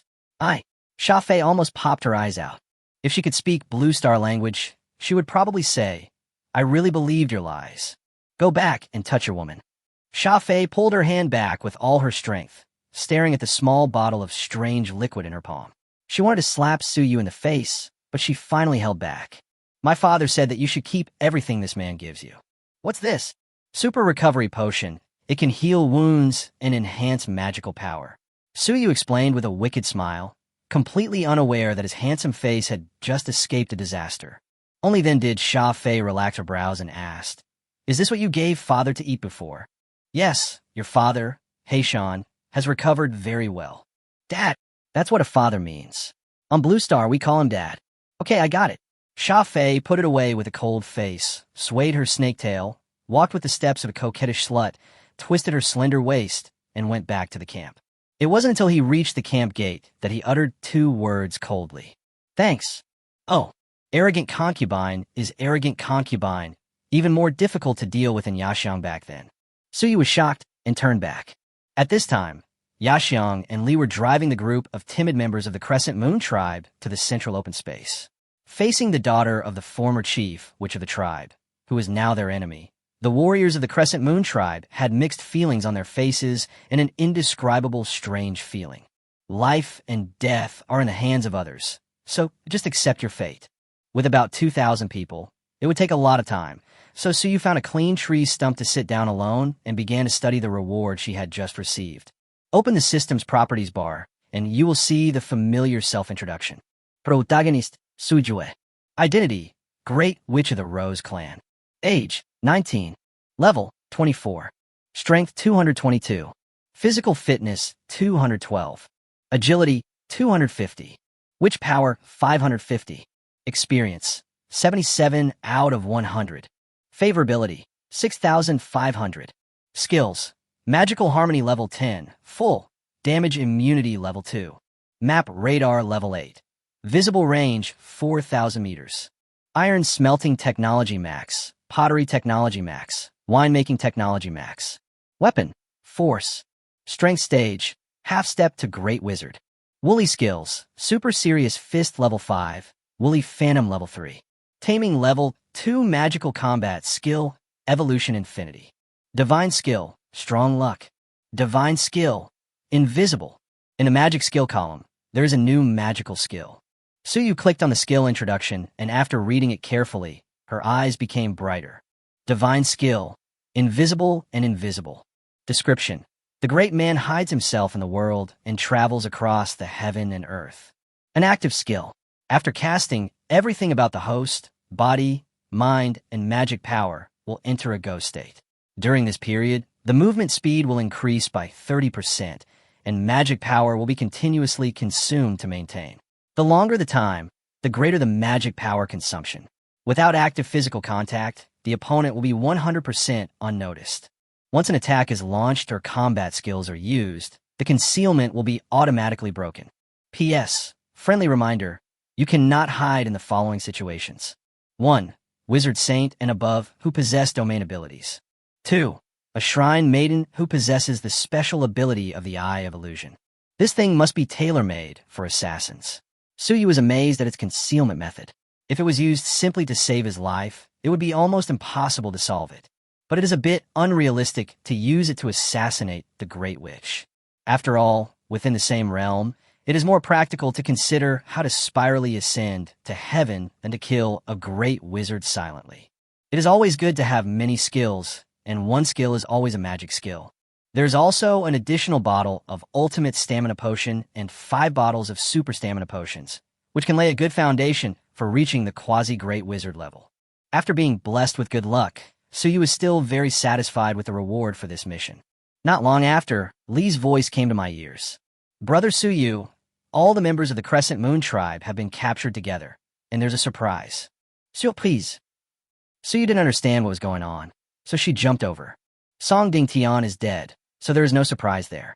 When he got closer, he found that the dark crowd were all squatting with their heads in their hands, except for one person who was standing there with his body hunched. Compared with the trembling Crescent Moon people, this man seemed too calm. She looks ordinary. Apart from the fact that she dresses well and has decent skin, she has almost no special features. At the age of 25 or 26, with only second-rate strength, he is not strong, but not weak either. If he is thrown into this crowd of people, ordinary people will not be able to hear a sound. It's quite interesting that he doesn't have any villain halo at all, but he stands out from the crowd and is very conspicuous. What's your name? Suyu came closer and asked curiously. Song Yuanshan. The man answered calmly. His voice was neither humble nor arrogant, but rather devoid of emotion, and his eyes were dull and dark, devoid of any hope. It was as if he had become indifferent to life and death, and was even calmer than a monk who had left home. However, Suyu still saw a glimmer of light in those dark eyes. It's indescribably awkward, like a thorn, sharp and twisted, making people feel uncomfortable. Yaxiang, who was standing by, suddenly leaned over and whispered, "He is also Song Heihu's son, the second child." Huh. This surprised Suyu. Buy one get one free. Are you Song Dingtian's younger brother? Song Yuanshan nodded. That's right. Suyu's eyes were complicated as she once again took a look at this ordinary man who couldn't be more ordinary. She said with a slight sarcasm, I've also seen your brother Song Shang. Like Song Dingtian, he's a genius in cultivating magical powers. How come you're so weak? Song Yuanshan didn't mind at all. He raised his head and spoke calmly, as if he was evaluating an outsider. Because I'm not a genius, my abilities aren't even average. Suyu was shocked. There's nothing wrong with the reason. Then he nodded and continued. All right, I've already killed your younger brother and your older brother. Why don't you go down with them? The three of you can even play landlord together. If you don't remove the roots of the grass, it will grow again in the spring breeze. Suyu hates trouble, so if she doesn't want to cause trouble, she can only solve the trouble. Although Song Yuanshan didn't understand what Do Diju meant, it was obvious that Suyu wanted to kill him. However, this man was still terrifyingly calm, looking at Suyu in front of him meaninglessly. Yes, it is meaningless, not fearless. He didn't seem to care if he got killed. Song Yuanshan simply calmly stated a fact that might have happened. It's easy for you to kill me, but after this, my father will probably be furious because his other two sons are dead. It won't be long before he comes to seek revenge on you, regardless of everything. Even the chief of the Crescent Moon tribe won't be able to stop him. What? You are not included? Suyu asked curiously. Chapter 183 Brother, Farewell. Song Yuanshan shook his head and even laughed strangely, not included. My eldest brother and younger brother are both dead. My father will be very angry, but I am very happy. It seems that your family of three brothers has a story. Suyu was shocked and said, I don't have any wine, so I'd better not listen. Song Yuanshan told a possible fact, which is undeniable. However, this doesn't change anything. Suyu said, even if I don't kill you, Song Heihu will still come. Just as you said, his two precious sons died at my hands. The hatred of killing one's son is irreconcilable. So, one more person like you won't make a difference. Song Yuanshan was silent for a moment and continued to shake his head. I can't have him coming over anytime soon. Oh, then tell me about it. I am listening. So he was no longer in a hurry and laughed. Song Yuanshan spoke slowly. I can see that your tribe is still developing. However, because of this incident, you will soon face the wrath of my father, the great shaman Song Heihu. You have no chance of winning right now. Moreover, Song Heihu will soon gain supreme power in the Crescent Moon tribe and become the true master of the Crescent Moon Alliance. Song Yuanshan seemed to have said something important inadvertently. The Crescent Moon tribe was about to undergo a political change, but Suyu didn't care. However, Yaxiang felt a pang of anxiety. Suyu noticed the subtle changes in his wife and did not interrupt Song Yuanshan, but continued to listen quietly. I can provide you with any intelligence about the Crescent Moon tribe and help you hold father back. In my eyes, Brother Song Dingtian is not dead. He just failed and fled with his people and lost his trace. Father values brother most, so he will do his best to find brother's whereabouts. At least while he has not yet become suspicious, you are safe. My father is under the control of the tribe leader in the Crescent Moon tribe. If it doesn't hurt him deeply, he won't leave the tribe regardless of the consequences. Suyu is silent. This is not an absolutely good strategy, but it is a way to delay time. Even if Song Yuanshan is no longer favored by Song Heihu, he is still his son. If he brings him back, it will still be very credible. Moreover, having such an insider in the Crescent Moon tribe is a great benefit to the tribe. Being alive is more useful than being dead, and Song Yuanshan is willing to be such a person. Suyu changed her playful attitude and said coldly, What do you want? It's definitely not just as simple as staying alive. The strange light he had seen in his eyes earlier was indeed not an illusion. This man has lost hope in life and death, but he is still obsessed with other things. Song Yuanshan said without hesitation, I want power. I want to have the right to speak for the Crescent Moon tribe. I want to trample my two brothers, my father, and all those in the tribe who once looked down on me under my feet. Song Yuanshan's cold voice echoed in this small space. His sinister words made the clansmen who were crouching behind him with their heads in their hands feel a little scared. Some of them even began to recall whether they had bullied the second young master before, and whether he had held a grudge against them. Countless images flashed through their minds, and these people felt their hearts go cold. They didn't dare to look up. They could only look at Suyu's calves and recite silently in their hearts. It's better not to have this second young master. God bless you, or you might as well kill him. Suyu was dumbfounded. This child must have been bullied by family prejudice and ethnic bullying and became mentally twisted. How long has this depression lasted, from childhood to adulthood? Oh my goodness. But Suyu also understood that with two brothers with the aura of genius around him, once inferiority and despair corroded his soul, it would be impossible for even a god to save him if his father did not give him some spiritual chicken soup. Unfortunately, Song Haehu didn't even give Song Yuanshan any chicken soup for the soul, let alone chicken feathers. Li didn't know the background of the man in front of her. She just felt depressed just looking at him. Yashang narrowed her eyes slightly. Before she left the Crescent Moon tribe, she had heard about this brother of the tribe. Under the shining light of the genius of his elder brother and younger brother, this man almost never raised his head. There were even rumors that even the woman he liked was snatched away by his brother. Unexpectedly, after all these years, Song Yuan Mountain has been completely ruined. Suyu touched his chin and said, "That may not work. Your two brothers have already gone down, but you can go over and step on him now." Body. It was originally just a joke, but unexpectedly Song Yuanshan nodded without hesitation. Can. Clover, a green plant. You really have to step on it. This brother's brain circuit has gone from mutation to perversion. While Suyu was stunned, this guy had already walked to Song Dingtian's disgusting corpse and sneered. "Brother, have a safe journey. Yuanshan will see you off." Bang. As he said this, he raised his foot and kicked. Once and again. The blood was splattered everywhere. It was so fucking scary. The dull sound of trampling made the Crescent Moon tribe tremble. I guess from today on, no one will dare to look down on the second young master anymore. Such people are dangerous, but very useful, because he has no desires, or his desires are very specific. Let's take a heavenly oath. Suyu said from behind, "I'll decide the content." No problem. Song Yuanshan responded without hesitation. After everything was done, Suyu saw a familiar reflective, salted egg head in the crowd. He asked the witch for a bone knife and threw it into Song Yuanshan's hands. "It would be too lonely for your brother to go down alone. Please choose an attendant to take care of him." Following Suyu's gaze, Song Yuanshan saw the familiar bald man lying on the ground, groaning. A pleased smile appeared on his lips, and then he nodded. That's quite true. Excluding those who died in the battle, the Crescent Moon tribe had a total of 1,870 warrior slaves, of which there were only 10 first-rate warriors, 320 second-rate warriors, 1,200 third-rate warriors, and the remaining 340 were ordinary warriors who were not up to par.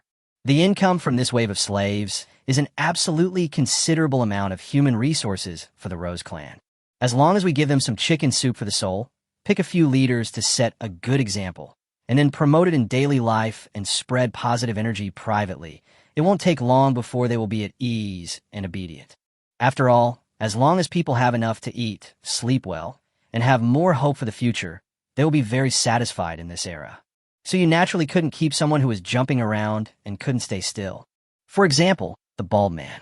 The greater the power, the greater the ambition and desire of the person. If you accept such a person, sooner or later he will start to act rashly outside your sight. The heavenly oath can only restrict a person's life and death, but it cannot curb the expansion of human hearts. Chapter 184: The Advantages of the Fire Elemental Witch. Of course, more attention needs to be paid to the recent patrols of the tribal territory. There are 2,000 slaves, and their minds are mixed. Who can really guarantee that there will be no mistakes? Even if there really were escaped slaves, it would not be impossible. Needless to say, what happened to those people? Song Yuanshan stayed in the tribe for a day and a night, and told them everything about the current situation of the Crescent Moon tribe and how Song Haehu planned to intensify the conflict between the tribe leader's lineage and the Sky Beast tribe in order to benefit from it. In Suyu's opinion, Song Haehu is indeed a very ambitious person. If it weren't for the clan leader and Yaxiang and the others' father checking them, they would have probably used the emperor to control the princes long ago. It is only a matter of time before he ascends the throne. In this regard, Yaxiang and Winnie looked worried. Song Haehu plans to unite with the Tianshou tribe to fight against Tan Yuya, so their father may be in danger. The Great Wizard is very powerful, but there are only two of them. Song Heihu's power plus the 5 great wizards of the Sky Beast tribe can completely suppress them. In the spacious stone and wood house, Yaxiang and Winnie both set their sights on Suyu. But I don't know how to start. He was indeed their father, but he was also the chief of the Crescent Moon tribe. After Suyu heard Song Yuanshan's information and saw his wife's sad face, he immediately understood. After all, he is still my father-in-law. A current father-in-law and a future father-in-law. But the current conditions are too harsh. If you get involved in the power struggle between tribal levels and great witches, you won't know how you will die. It was precisely because they understood this truth that Yaxiang and Winnie were unable to speak. On one side is her father, and on the other side is her own man. The balance in her heart tossed back and forth, and finally sank onto Suyu. Suyu touched her chin and thought for a while, but could only think of one word: delay. Of course, the father-in-law cannot give up, but he must be given enough time to grow, so he can only delay. This matter is very difficult to say, but it is not difficult to say that it is not difficult. The key lies in the decision of the Crescent Moon tribe leader. He looked at Song Yuanshan and said, "Well, old Song, when you go back, quietly tell the clan leader surnamed Yi and the 2 great witches Jiang Han about Song Heihu's plan. That should delay it for a while. As long as the tribe leader is not stupid and honestly chooses to form an alliance with the Sky Beast tribe, the Sky Beast tribe will not be attacked from all sides and will naturally have room for choice. At least Song Heihu couldn't get the support of the great witch of the Tianshou tribe so easily. How long the balance of power among the 3 parties can be maintained depends on how big their respective ambitions are. This is indeed a good way to delay time." Yaxiang and Winnie understood after a little thought. Although there was no way to cure the problem fundamentally, it solved the immediate problem. Song Yuanshan was slightly startled. Then he understood. Okay, with enough manpower, many things will be convenient to do. But among the nearly 2,000 people, women accounted for less than 30%, which is really a pity. Suyu had arranged all the work last night. The witches, Si Jiao and others like contractors began directing the slaves to carry out construction early in the morning. Now, a lot of iron ore has been transported back, and the earthen kiln used for iron smelting has also been built. The first batch of iron ore finally began to be put into use. At this time, the role of male slaves is reflected. They are much better than women in blacksmithing, physical strength, and endurance. The most important thing is that they are not afraid of getting dirty or tired, and they work very hard in order to become regular employees, escape from their slave status, as soon as possible. There are not many fire elemental witches in the tribe, only 7 in total. On the one hand, in order to train their witch power, and on the other hand, to test and improve production capacity, Suyu reluctantly sent them away. Of course, Lin is an exception for the time being. Yaxiang, the eldest wife, loves hunting and ironworking. Suyu said that as long as you are happy. However, after taking a walk around the cave, Suyu's thoughts began to change. Because the test results were unexpected and somewhat surprising. The witch's iron forging speed is several times faster than that of an ordinary warrior, and her use of the magic power of the fire element is more efficient than imagined. The same iron sword, the same unfamiliar movements. It takes most of the day to make an ordinary slave, but it only takes 2 hours at most to make a witch. Even the veteran blacksmiths in the Crescent Moon tribe were overwhelmed with admiration when they saw the witch's incredible efficiency. Moreover, the witches have a natural affinity with flames and are highly immune to heat, so they will not be roasted black by fire like men. It has so many advantages in one that it is impossible to ignore. Elemental affinity is truly a godsend buff. Suyu left the cave, walked around twice, and finally glanced at the old house not far away. He rubbed his palms against his chest. Sister Lin has been sewing clothes all the time lately. Maybe you think you're tired of it? Why don't I go and check on her? There are many types of ironware that need to be made recently. Weapons are only a small part of it. The majority are industrial and agricultural tools and daily necessities. The efficiency of the fire elemental priestesses is outstanding, so each of them is a talent. When we arrived at Lin's garment workshop, there seemed to be 7 or 8 new women there. Along with the messy silk threads, it filled the big house. Of course, their current status is slaves, and they're just adapting to their new jobs and new ethnic group, so they're still a little uncomfortable. His hands and feet were unfamiliar, and he felt nervous, so he would steal glances at the witch working next to him from time to time. As women, they are much less resistant to the witches than men. However, They have not yet fully recovered from the huge gap of suddenly transforming from warriors of a large tribe to slaves of a small ethnic group. Even though the mountain spider silk in his hand was hastily turned into a ball of twine, he was still at a loss as to how to deal with it. After all, in the Crescent Moon tribe, their main job is fighting and hunting. Even women who specialize in handling trivial matters have never been assigned to process the silk of mountain spiders. The silk of mountain spiders is completely different from linen and cotton. It is sticky in nature, and there is no way to straighten it out if it is not washed in advance. Lynn started by teaching them simple steps, but most of these women were distracted and didn't listen, or they simply didn't understand and still didn't understand. In desperation, Lynn and the other witches had to put down their work and continue to explain patiently and gently. At this moment, Suyu appeared without any warning. The 7 or 8 slave women immediately lowered their heads in panic. No matter which tribe, the great shaman is the supreme being and must be respected at all times. Hello, Great Witch Su. Is Su Dao here to choose clothes? The witches were so happy that they stretched out their hands and greeted them. Witch Su, the underwear you designed is really convenient. I'm getting used to it the more I wear it.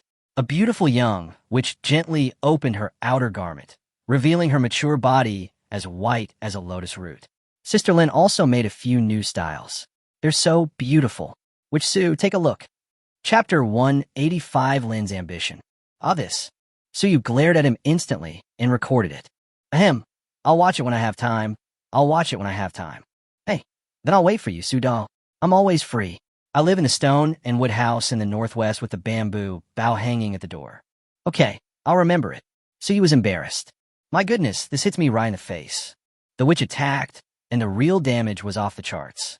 Suyu expressed her regret. What bad intentions could the little witch have?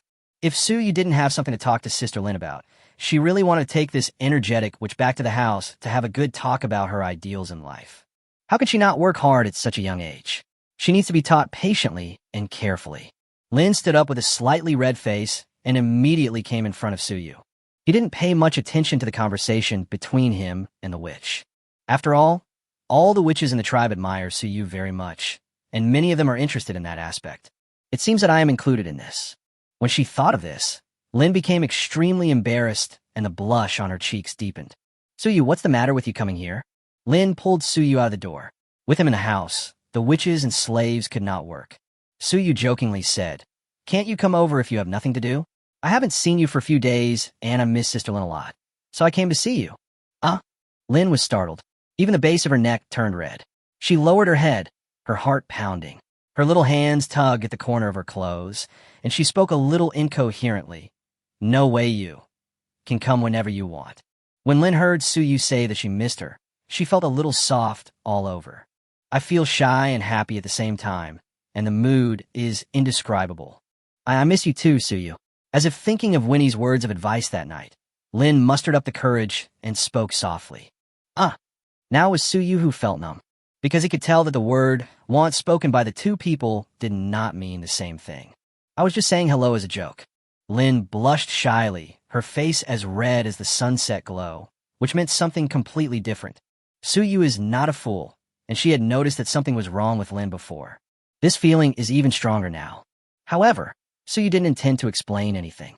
Really? Suyu asked subconsciously. Really? Lin's voice became lower and lower, and her ears turned red and purple. Suyu looked at the rosy-faced woman in front of her. Her heart warmed, and she reached out and hugged her tentatively. Because Lin had never directly admitted anything, Suyu was still a little unsure. Inside the room, the witches let out a whoosh, their small eyes fixed on the door, watching the show with gusto. Even the slaves glanced over curiously, their faces revealing puzzlement. It seems that the chief witch of the tribe has taken a fancy to the witch who taught them their work before. But why is she different from what I remember? In the Crescent Moon tribe, if the chief witch takes a fancy to a single woman, he will simply say, Come to my tent tonight, and that's it. It wouldn't be that troublesome. Hugging, looking into each other's eyes affectionately, etc. Not only is the food and accommodation of this tribe very strange, even the great, which is very strange. The slaves were all stunned. A group of women were sitting in the house, staring and eating melons. This weird atmosphere lasted for a few seconds, and Suyu was about to let go to prevent Lin from feeling any more embarrassed. Unexpectedly, Lin suddenly came to her senses at this moment, lowered her head, and took a step forward. Suyu couldn't understand how much courage and determination she mustered to take this step. He only knew that Lin didn't resist and seemed to agree. Ding! Lin's favorability has increased, current status, admiration. The system also keeps up with current affairs, which is a booster. Just hugging each other. Lin was already too shy to control herself. After holding her for a while, Suyu let go of her hand when she felt Lin in her arms gradually calm down. Sister Lin, I have something to talk to you about. Suyu said, just tell me. I know something must be wrong with you. Lin smiled gently. Chapter 186 Skill Practice. Don't go too far. I'll be busy later. I've been thinking about sewing some new clothes using only cotton thread, just like the underwear you designed. Also, those sheets you mentioned for making the bed will take some time. Lin said, also, didn't I make some new clothes for you? Why haven't you changed into them? Suyu raised the corner of her mouth and said with a smile, no, I changed it. The clothes nowadays are not dyed, and they all look the same. You are mistaken. Lin's eyes were sharp. You're lying to me. How could I not see the difference between the clothes I sewed myself? Do you think Sister Lin is easy to fool? Only Kokoro would listen to your nonsense. How could that be? God swears to God, I don't look like the kind of person who would lie. Suyu lied with her eyes open without blushing or beating her heart. Lie. Lin really wanted to reply with this, but finally gave up helplessly. Let's talk business. I can't argue with you. Okay. Suyu Ismail. By the way, when I have time, I'll study dyeing and teach you. Lin responded muffledly, yeah. After organizing her words a little, Suyu explained her purpose. It's not a big deal, actually. I just want to help Sister Lin hone your elemental magic power. Huh? Why did you suddenly think of this? Lin was a little puzzled. Her elemental magic power was fire, but her affinity was very average and her magic power was not strong, so she couldn't even summon a small flame until now. Suyu had known about this a long time ago, but why did she bring it up again today? Suyu rolled her eyes and glanced upward at a 45-degree angle. Well, I think that Sister Lin is a witch after all, and she's considered an elder in the tribe. She has to set an example for the other witches and slaves, so it wouldn't be a bad thing for her to get some training. Just fool me. Lin couldn't help but roll her eyes. After being with Suyu for such a long time, and Yaxiong would share Suyu's bad intentions with her sister from time to time, the women all knew it well, but only her silly sister Kokoro would believe Suyu's lies word for word. Although Lin is very gentle, she will not hold back when it comes to punishment. He pinched Suyu's little hand with a little more strength and pulled Suyu's cheek outward. Sister, be gentle, it will hurt. Suyu started to play the victim. Then, tell the truth. Seeing Suyu's rare, cowardly look, Lin chuckled. Actually, I suddenly discovered that the fire element is naturally suitable for iron smelting. So I wanted you, Sister Lin, to try it too. I'll go find Yaxiong later to see if she's willing. Suyu said with a shy face. Lin then let go of her hand and replied helplessly. As long as it's what you say, how could Yaxiong not listen? At the same time, Lin also realized in her heart that what Yaxiong said was indeed right. Suyu is sometimes really bad. Suyu opened her eyes wide and looked seriously into Lin's beautiful, watery eyes. Sister Lin, do you want to try it? It is rare for women to smelt iron even in tribes. Firstly, they're not strong enough, and secondly, their physique cannot withstand the high temperature. Suyu's face was close to hers, and a strong masculine scent filled her nostrils. Lin sniffed the irresistible smell, and her heartbeat suddenly accelerated again. She nodded slightly. Yeah. How about this? I'll come see you in the evening, so it won't interfere with your work during the day. Suyu said with a smile. Okay, I'll cook more meat tonight, Lin responded. That's fine then. Suyu left with satisfaction. The next step is to go and take a look to see Yaxiong. Come to think of it, I think I only went hunting with Yaxiong once, and that time we separated because we were hunting a black bear. Suyu has never seen her hunting. Of course, Suyu's main purpose was not this. Rather, it was to practice the new magical skill he had learned, invisibility, so as to thoroughly understand some of the functional effects of this skill. Taking the opportunity to tease others, isn't that a happy thing? Near noon, the first batch of weapons smelted and forged by the witch had been produced. They were a tang sword designed by Suyu and a Zhao Yun-style long-dance silver spear. After the witch used the magic power of fire element to intervene and shape them, and then after hammering and forging, the shapes of the two weapons are still very attractive. The tang sword is straight and long, with a cold and austere beauty in appearance.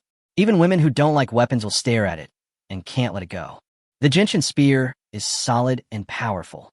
It is longer and stronger than the simple bone spear, giving people an invisible sense of security. However, compared with the tang sword, it is too heavy, and even male warriors find it difficult to hold it in their hands. A third-rate warrior's physique is only slightly better than that of an ordinary person. He can pick it up, but it is still difficult to use it as a weapon. If it's second-rate, you can wield it in a decent manner. Although both weapons are pleasing to the eye, Yaxiang is not interested in them at all. To her, it seemed that no weapon could compare to the dagger and frying pan at her waist. After all, it was something Suyu gave her. After a serious battle, Yaxiang handed the weapons to the tribesmen and took them out, mainly because she wanted to try out the effects of these new weapons. Is it really as powerful as Suyu said? Since the tribes started raising livestock, the witches' hunting frequency has decreased, which has also made the wild animals in the forest more active. Yaxiang brought Aksu and others to the outer side of the valley, a deeper area. This place is outside the safe zone customized by Yaxiang. Normally, the priestesses will not come here, so there's still quite a few wild beasts. There are more rabbits, coyotes, and wild boars, and the larger ones are bison, wolves, and lions. There seem to be traces of black bears, but the real ones have never been found. Although Yaxiang is now a top-notch fighter, she still has an inexplicable obsession with black bears. She always wants to find another one to practice with to make up for the emptiness she felt when she lost her old friend. Chapter 187, I'm So Angry. After a round of hunting, the results were fruitful, and the tribesmen were very satisfied with the tang swords and bright silver spears. The tang sword was easy to use and extremely sharp. Even a third rate, which could chop down a wild beast with one blow, cutting off all the skin and bones. Needless to say, the bright silver spear can be wielded with great force by a second-rate witch. It can be used as a bone spear or a wooden stick. Even if she doesn't know all the moves, she can kill a half-grown beast with just the weight of over 100 pounds. As a security officer and team leader, Yaxiang naturally highly recognizes these two weapons. The sunlight in the forest shines through the branches, and the air is filled with a unique forest scent. Occasionally, a gentle breeze blew, caressing the faces of the witches. Yaxiang was about to go deeper when she suddenly stopped, frowned, and raised her hand to signal the tribesmen to stop. What's wrong, Sister Yaxiang? Aksu approached cautiously, holding the tang sword. Yaxiang was so alert, she must have discovered something. The priestesses couldn't help but gather around her, staring at the surroundings with intent expressions. Only, after sensing her surroundings suspiciously, Yaxiang frowned even deeper. It seems like someone touched my face just now. Yaxiang explained to Aksu beside her. However, she used her magic power to sense the surroundings and found nothing. The petite Aksu widened her eyes, feeling incredible. That's impossible. It might be the wind. After all, everyone was there and no one came over. Not to mention people, there isn't even a tiny insect. Maybe. Yaxiang couldn't explain it clearly for a while, so she could only agree. The witches finally breathed a sigh of relief, as a group of people had just moved a few meters away. Yaxiang paused again. His brows were furrowed, almost exploding with anger. Because this time it's not just the face. And this feeling, before Yaxiang could move, Aksu beside her also started shouting. Oh, Sister Yaxiang, my face was touched too. Aksu covered her face, which had just been pinched gently, feeling surprised and full of fear. Because this is a bit too weird. However, this time, Yaxiang was surprisingly calm. She comforted Aksu and said, Don't be afraid. It must be the wind. We have been hunting for too long today. We may be a little tired. Let's go back first. Ah, okay. Ashwem muttered that her face was pinched so obviously. Even though she was very confused, she could only nod. A group of people changed direction and set out on their journey home. Unexpectedly, after walking less than 10 meters, Yaxiang felt that she was touched again. Not only her, but also Aksu and several other witches had their faces teased. This time, the priestesses all noticed something was wrong and moved closer to Yaxiang. After all, Yaxiang is the most powerful here. Unlike the panicked tribesmen, Yaxiang became more and more calm. Her eyes, filled with threads of fire, kept scanning the surroundings, but she still could not find anything. Aksu, don't you feel that the person touching you smells familiar? Yaxiang looked at Aksu and suddenly said this for no reason. Upon hearing this, Aksu was stunned, then surprised. She seemed to understand, but also felt that it was unlikely. Her big eyes were full of confusion. It seems so. Just now, for a moment, the smell in my nose seemed a little familiar. It felt a bit like, it's right that it looks like that. Yaxiang interrupted Aksu and snorted coldly, crossing her arms across her chest. It would be strange if they didn't look alike. It would be fine if you just touched her face, but if Yaxiang couldn't detect the technique and feeling, there must be something fishy going on. After all, it felt all too familiar to her. Although this is an inexplicable, strange phenomenon, if it happened to him, it might not be strange at all. However, no matter how hard Yaxiang looked, she just couldn't find it. Not even a trace of witchcraft could be detected. Im so angi. Yaxiang frowned, gave up, and spoke coldly to the air. I'm mad if you can't get out. Familiar and heartfelt words rang in my ears. Like an illusory existence, a transparent human figure appeared beside Yaxiang. From illusory to real, it took only a few seconds for the figure to appear. Suyu laughed evilly, scaring the surrounding witches. Wow, it's Su Da. Brother Suyu, when did you come here? I didn't even notice. How can Great Witch Su hide in the air? It's amazing. The witches exclaimed in surprise and were extremely excited at the same time. Yaxiang's frown relaxed. She wasn't really that angry. She felt helpless and speechless.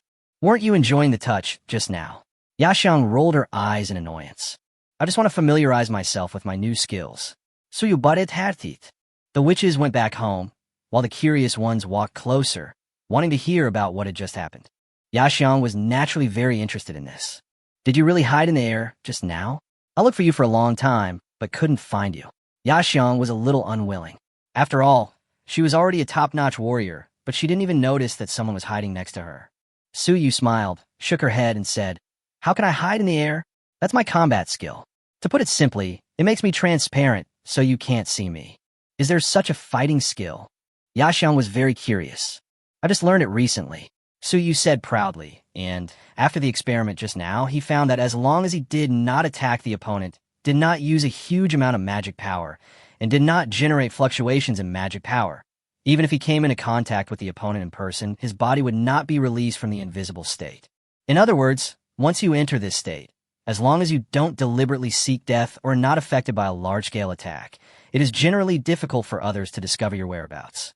This skill is invincible for exploration and life-saving. As for assassination, except for opponents who are half-step to Great Wizard or at the level of Great Wizard, it is completely possible to make the opponent spiral up to heaven silently. Don't tease the tribesmen with this fighting skill anymore. They will be scared. Yaxiang was very happy that Suyu could become stronger, and she didn't ask about the origin of his fighting skills. Chapter 188, Lin's Affairs. Suyu is very mysterious and almost omnipotent. This is the consensus of all the tribesmen. Of course, Yaxiang still looks forward to the day when Suyu can share everything with her and take her to the so-called Blue Planet to see the cars and planes he talked about. And that strange theory that everything can be shaken. She could wait, no matter how long. I see. I just want to test how powerful this fighting skill is. Suyu said awkwardly. By the way, I'm going to help Lin practice her magic tonight, so I might be back a little late. Suyu recounted what happened between her and Lin, as well as how the fire magic power could be adapted to iron smelting. Yaxiang also agreed with this point. After all, she had tried it in the earthen kiln in the morning, and it was indeed very easy to use. The power of fire magic has an innate and irreplaceable advantage in iron smelting. This is something that no other tribe can replicate. Only, Lin, wouldn't that be too much of a burden for her? I will help with the iron smelting, Yaxiang said with a frown. She and Winnie knew this good sister very well. Her talent was indeed too ordinary or even given for nothing. Suyu nodded and said, It's okay. I'll see if I can stimulate Lin's potential. After all, the talent of a witch cannot be compared with that of an ordinary person. It may be that I haven't discovered it yet. Well, don't tire her out too much. Yaxiang had no choice but to agree. Suddenly, she leaned over and asked softly, Have you ever thought about Lin's matter? Suyu was stunned, a little puzzled. Sister Lin, what else do you want? Yaxiang said, Lin is 25 years old this year, and it won't be long before she awakens. I don't want to see her suffer anymore. Suyu blinked and smiled. It's okay. I just need to teach Lin to practice magic power during this period. I'll try more and get closer, Why does it sound so annoying? After returning to the clan land, Suyu took Yaxiang to wander around the earthen kiln for half a day and made a few small iron objects. Only then did Suyu return to the stone and wooden house with satisfaction. The supply and demand of ironware in the tribe has been eased, but I still haven't found my own weapons. So, Suyu took the opportunity to ask his wife to get him a set of carving tools. Seeing Suyu excitedly working on the half-dragon snake tooth outside the house, Yaxiang went back to rest alone. She didn't expect that the pile of delicate little knives would consume a lot of mental energy. Mental power is different from magical power. It is not as abundant as elemental magical power. If you use it too much, you will feel mentally exhausted. Lying on a soft bed, listening to the sound of Suyu grinding materials with a knife outside the house, Yaxiang fell asleep in a short while. Men are actually quite simple sometimes. Art is explosion. The fun is making models. My hobby is lowly. No, it's you. It doesn't seem right either. This is quite broad. At least in Suyu's opinion. Making weapons by oneself is very interesting. The quality of dragon snake teeth is better than iron ore. The bone arrows made last time were able to penetrate the body of the great wizard so easily, not only because Sun Tian had exhausted all his strength. Even though Sun Tian had lost all his strength at that time, his body, which had been tempered by witchcraft power for many years, could not be easily pierced by ordinary objects. Suyu sat alone in front of the stone and wood hut, using a small knife to refine the cut bone material. After breaking through to the level of a half-step great wizard, she became even more adept at using it. She was so focused that she didn't even notice Kokoro's return. Kokoro squatted down, holding her cheeks with her small hands, and opened her beautiful big eyes, just staring without blinking, staying by Suyu's side. She is very attached to Suyu, but she never makes trouble unreasonably, and she never disturbs Suyu's work. It was not until Suyu finished the sword and the stone in her hand that she discovered a well-behaved little cutie squatting beside her, and she couldn't help but exclaim in surprise. "When did you come back?" Suyu put down the sword and then reached out to touch Kokoro's head. "I've been back for a while. I want to see Big Mouth and the others. It seems that guy's grown bigger again," Kokoro said with a smile. "It has grown so big because you feed it like a pig. Of course, mountain beasts have special physiques and grow fast. When Big Mouth grows a little bigger, I'll give it to you as a mount. Suyu Ismail, have you grown up too? Do you feel heavier than before?" "Really? Sister Lin said that I would never grow up. Turns out she lied to me." Kokoro obviously didn't understand what Suyu meant. "How can it not grow up? It's big enough," Suyu said, looking down. Yes, Sister Shafai also went to the animal pen today." Suddenly remembering something, Kokoro said, "She seems to like Dazue very much. Are you sure you like it? Why didn't you go up and wag its tail twice?" Suyu asked in surprise. Kokoro nodded affirmatively. "No, and Big Mouth doesn't hate Sister Safi. Just like Wolf 1 and Wolf 2, he's rolling around on the ground happily. Obvious. Mostly because they are of the same kind. As both were wild beasts, Big Mouth could sense the same aura." Suyu was originally worried that Sha Fei would be like Heishan and beat up the other person if they disagreed with her. But now it seems that she was worrying too much. After the wild beast transforms, its thought dimension will also be elevated, and it will gradually assimilate with humans. Unfortunately, the mountain beast tribe does not have the ability to transform. Play with Kokoro for a while. At this moment, the sun has set below the horizon and the sky is beginning to darken.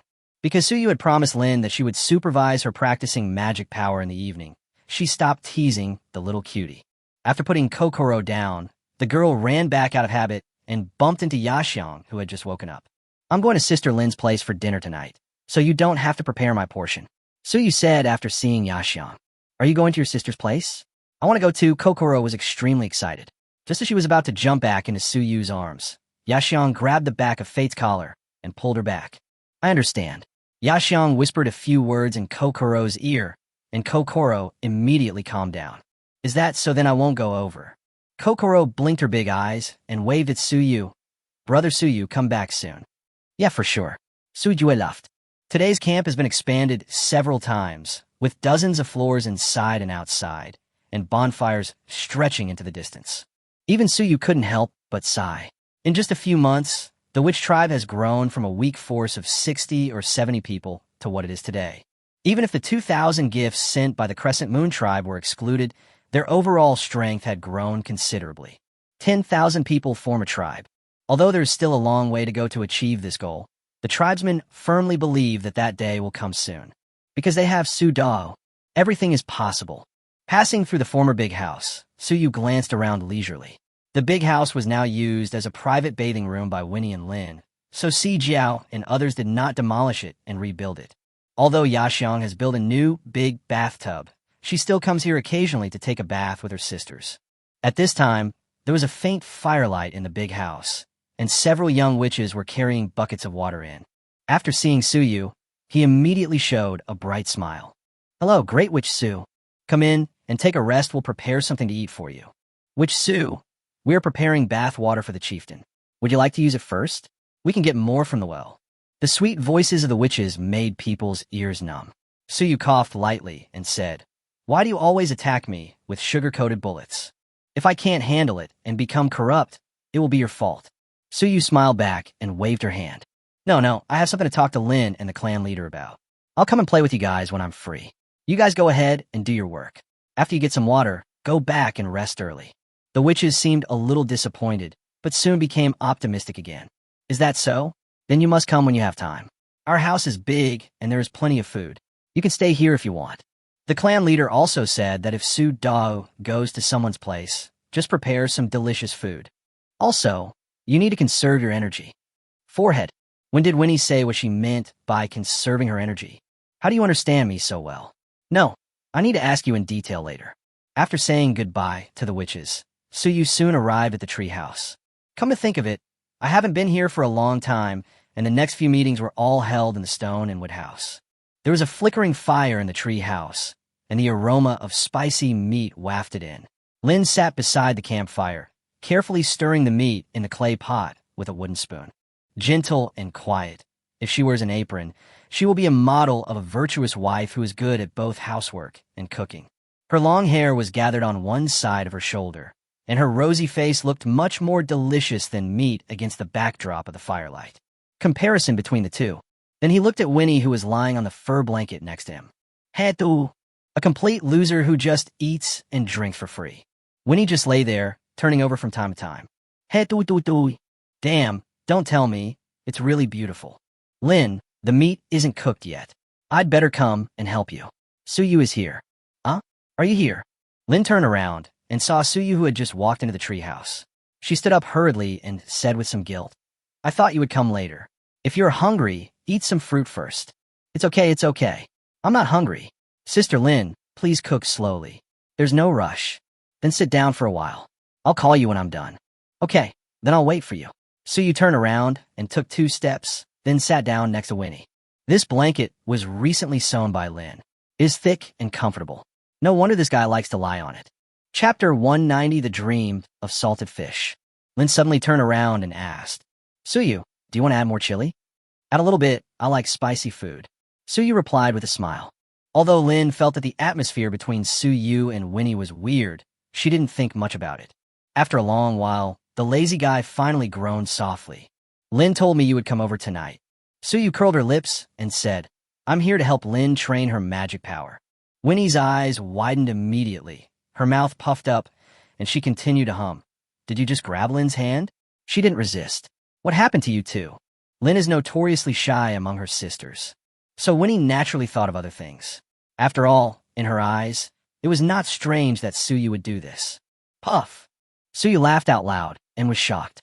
What's going on here? Don't talk nonsense. I don't think it's likely either. Winnie said, rolling her eyes. Su Yu was speechless. Winnie knew that she couldn't poke too much into Su Yu's past, so she changed the subject again. Isn't Lin sewing clothes for the tribe members right now? That doesn't require the use of magic power, and her elemental affinity is very poor. What you mean is, why do you let her practice her magic power when you have nothing to do? Isn't this torture? Once you've learned how to do it, go and forge iron. Of course, Su Yu wouldn't say that, otherwise Winnie would definitely complain. What do you know? The purpose of training magical power is to improve Lin's physique. What if she awakens one day? Su Yu thought about it and made up a story. That's right, but with you here, it's okay, even if Lin awakens. Winnie said, Hey, why are you being so smart at this time? Su Yu was too tired to complain, and could only continue to make up stories. That's true, but an improvement in her physique will definitely benefit Lin. She's an elder in the clan now, in charge of so many people, so she needs to have some authority. It seems so. As the patriarch, Winnie has a deep understanding that the patriarch and elders in the tribe can only gain prestige if they possess powerful magic power or extraordinary abilities. Her prestige mainly comes from the gratitude of the first group of witches and her original identity. In the future, there will be more and more tribesmen and slaves, and the prestige of those people must be established with real strength. Thinking about it this way, what Suyu said seemed to be right. So, you should also exercise more. Suyu glared at this lazy guy. Woo! Winnie's beautiful eyebrows suddenly frowned. What you think and what you do are two different things. Although she knew this truth, when it really happened to her, she felt a little hesitant. Can she be blamed for this? It's Suyu's fault that she is omnipotent. With you here, we sisters all trust you. Winnie snorted. If Suyu didn't want to be the clan leader, she would have happily given up the position long ago. Suyu was a little speechless. I can protect you for your entire lives. No matter what difficulties we face, I will never give up on you. But I can't be with you every moment. I also have to sleep and go out sometimes. Do you understand? Suyu didn't want Winnie or even other members of the tribe to develop such an over-dependent idea because of herself. He hopes that all his tribesmen can become strong and become great witches who can stand on their own, and he has been working hard for this. Suyu's words seemed to wake Winnie up. She raised her eyes with some emotion, nodded, and suddenly asked, Will you protect us forever? Yes. Suyuismaid. I will try my best. The beautiful woman smiled, like a blooming rose, charming and beautiful. Lin was still cooking, and the aroma of steaming meat filled the treehouse. Winnie swung her feet and seemed to be in a good mood. Suyu was surprised that she was so easily satisfied, so she asked, Didn't you have any dreams when you were a child? Winnie tilted her head cutely. What is a dream? Chapter 191, Winnie's Dream. Suyu explained, Dreams are what you most want to accomplish in your heart. Everyone has this, like the desire for something or something when you were a child. Winnie groaned, shook her head slightly, and thought for a long time before answering. If that's the case, then what I wanted most when I was little was to become a woman like my mother, to find a man as great as my father, to live with him, and to bear him child. As Winnie spoke, she stared at Suyu with naked eyes and hummed bitterly, But I don't think I can do the same as my mother. Suyu was stunned and asked, Why? Well, I think I can help you. It's all because of you. Winnie snorted. What's wrong with me? I'm such a good young man, a role model for the tribe, and a role model in the hearts of the witches. I don't even know what shortcomings I still have. The shameless feeling is nice. Suyu instantly feels invincible, and she never gets tired of it. Winnie was dissatisfied and a little helpless. Because Yaxiang and I's father has only had one woman until now. Winnie said, I told Xiao Hua Hua about this, but she didn't believe it. This. It's amazing. I wouldn't believe it either. In this era, and as the chief witch of a large tribe, it is impossible that there is only one woman. The odds are even harder than winning the lottery, and two of them appear at once. No wonder Suyu was dumbfounded. This was the first time he heard Winnie talk about the private affairs of their fathers. Suddenly, Lin's voice came to my ears. Suyu, the meat is ready to eat. What are you and Winnie doing? Nothing. I was just swatting bugs. You're the bug. When Winnie heard that the meat was ready to eat, she jumped up immediately. The quilt was completely opened and covered Suyu's head. When Suyu took away the quilt, the woman was already sitting on the stone block, eating excitedly. Suyu, come and sit down. Lin served a bowl for each of the three people, and Suyu's portion had much more meat. Winnie saw it all, but didn't say anything. She was just surprised and speechless that her good sister had changed sides so quickly. I haven't tasted Sister Lin's cooking yet. Suyu smiled and sat down. After Lin finished cleaning the clay pot, she walked over slowly, hesitated for a moment, and then sat down next to Suyu. If you like it, I'll make more for you in the future. Hee okay. Suyu said happily. After dinner, Winnie ran back to her quilt. My stomach was a little full, but because the meat was delicious, I ate a little more. Winnie touched her slightly bulging belly and thought of the pregnant women in her tribe. After they had children, they seemed to be like this, sitting on a bed of hay, changing from their fierce hunting behavior to become gentle and quiet, looking forward to the birth of their children. It must have been the same when my mother was pregnant with me. Thinking of this, Winnie secretly glanced at Suyu, who was frowning and thinking beside the campfire. Will I become like my mother and be pregnant with a child in the future? That was a foreseeable future, both reassuring and warm. Winnie lowered her brows, not feeling any resistance at all. On the other side, Suyu sat next to Lin by the campfire, holding her fair and soft hand in her palm. During this period, Lin was busy organizing silk threads and sewing clothes, and her palms were scratched with many minor wounds. The wound has scarred over, and it still itches a little when touched. Chapter 192, A Flash in the Pan.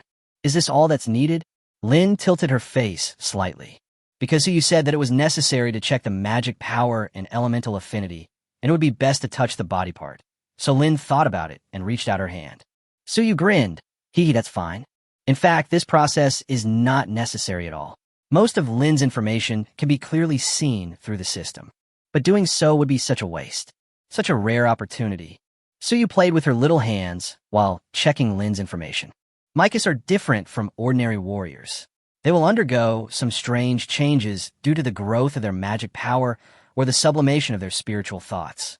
The most intuitive and obvious manifestation of these changes is the emergence, or mutation, of elemental affinity skills. The most direct examples are the mutation of Shaylee's water element and the increase in Kokoro's abilities. However, Lin's elemental affinity is incredibly poor. So far, not even a small flame can be emitted. Logically speaking, her physical fitness is stronger than Kokoro's in all aspects, but in terms of magical power, she is at the bottom among the witches. This is very wrong. Based on Suyu's understanding of the witch, he could be sure that this phenomenon was definitely not normal. The witch is blessed with unique talents, and her abilities are all-encompassing. Once her witch power training gets on track, the speed of improvement is terrifying, and even she herself is envious. Yaxiang and Li are the perfect examples. Therefore, Suyu felt that Lin's ability might not have truly evolved yet, and was still in the cocooning state. Since it is a cocoon, there will definitely be a day when it will emerge as a butterfly. But when that day will come is unknown. Although it is unpredictable, there is no way to know in advance what Lin's true power is. But at least I can act as a catalyst. The evolution of which power and combat skills can quickly bring about a qualitative change in the witch's abilities. Suyu is still confident about this. As Suyu's mind moved, Lin's information also appeared in his mind. It had been quite some time since the last witch training conference. Suyu vaguely remembered that Lin's ability column simply had the words extremely low affinity with fire element written on it. When I checked again this time, some changes did occur. Lin. Identity, member of the Black Rose tribe. Age, 25. Level 8. Favorability, admiration. Hobbies, sewing beautiful clothes. Favorite people, Kokoro, Suyu, Yaxiang, and Winnie. Abilities, Witch Awakening, Fire Element Affinity. Growing, current status, high. Affinity for the element of fire, when viewed on its own, is nothing special. However, Suyu had counted the fire elemental priestesses in the tribe, including Yaxiang, and the skills reflected by their fire elemental abilities were all flame control. Only Lin's affinity for the fire element is growing, which is very special. This is also why Suyu felt that Lin was different from other witches and there was something wrong with her. Therefore, this is very likely a breakthrough point, a key skill that can allow Lin to transform faster. Suyu looked up at Lin, held her hand in hers, and then said, "Sister Lin, don't move around. Well, when you are done, tell me." Lin's voice was thin and light, and in her heart she had already simply regarded Suyu's actions as taking advantage. To calm her mind, Suyu then recited silently in her heart. Shao AI, use the Woolly Combat skill evolution on Lin. Select the fire element affinity and increase the current favorability. At this time, there is no need to worry about the subtle timing. Letting Lin grow up quickly will be a good change for both the tribe and herself. After spending such a long time together, Suyu could still feel that after the witch conference, Lin seemed to start to care about the fact that she could not use her magic power properly. The change from the previous rejection of witch power to the later concern was naturally due to the appearance of Suyu. Ding, Woolly Combat skill evolution skill is being used. Target, Lin, favorability, admiration, combat skill in use. Ding, the target skill is a growth type innate combat skill, automatically gains additional luck bonus, and evolves successfully. Fire element control, 0 max. Ding, The divine skill is triggered by strong luck, automatically raising the target's growth stage and gaining the second stage of the innate combat skill, flash in the pan. After a series of prompt sounds ended, Suyu listened in a daze, and a huge question mark immediately hung in her head. He could more or less understand the control of fire element, which was a high-level skill mutated based on the affinity of fire element. But what the hell was this level? Nil mux. Suyu was unable to view the detailed information of the witch's combat skills. And this time, there was not even a basic introduction to the skills. All of them were the word unknown. I arrived at the door, but I didn't have the password to open it. Who can understand how I feel? Looking into Lin's clear eyes, she seemed to have experienced something unbelievable. She stared at Suyu blankly, her mouth slightly open, but she didn't know how to speak. The witches are the most direct beneficiaries of the change in abilities, and they will naturally feel it in their hearts. Just by Suyu touching her hand, she suddenly became stronger. No one would be able to believe it immediately. Lin felt the changes in the magic power in her body, and new cognitions emerged in her mind. Lin didn't come back to her senses until she was awakened by Suyu's voice. How does it feel? Since there is no way to know the detailed changes, I can only ask Lin herself.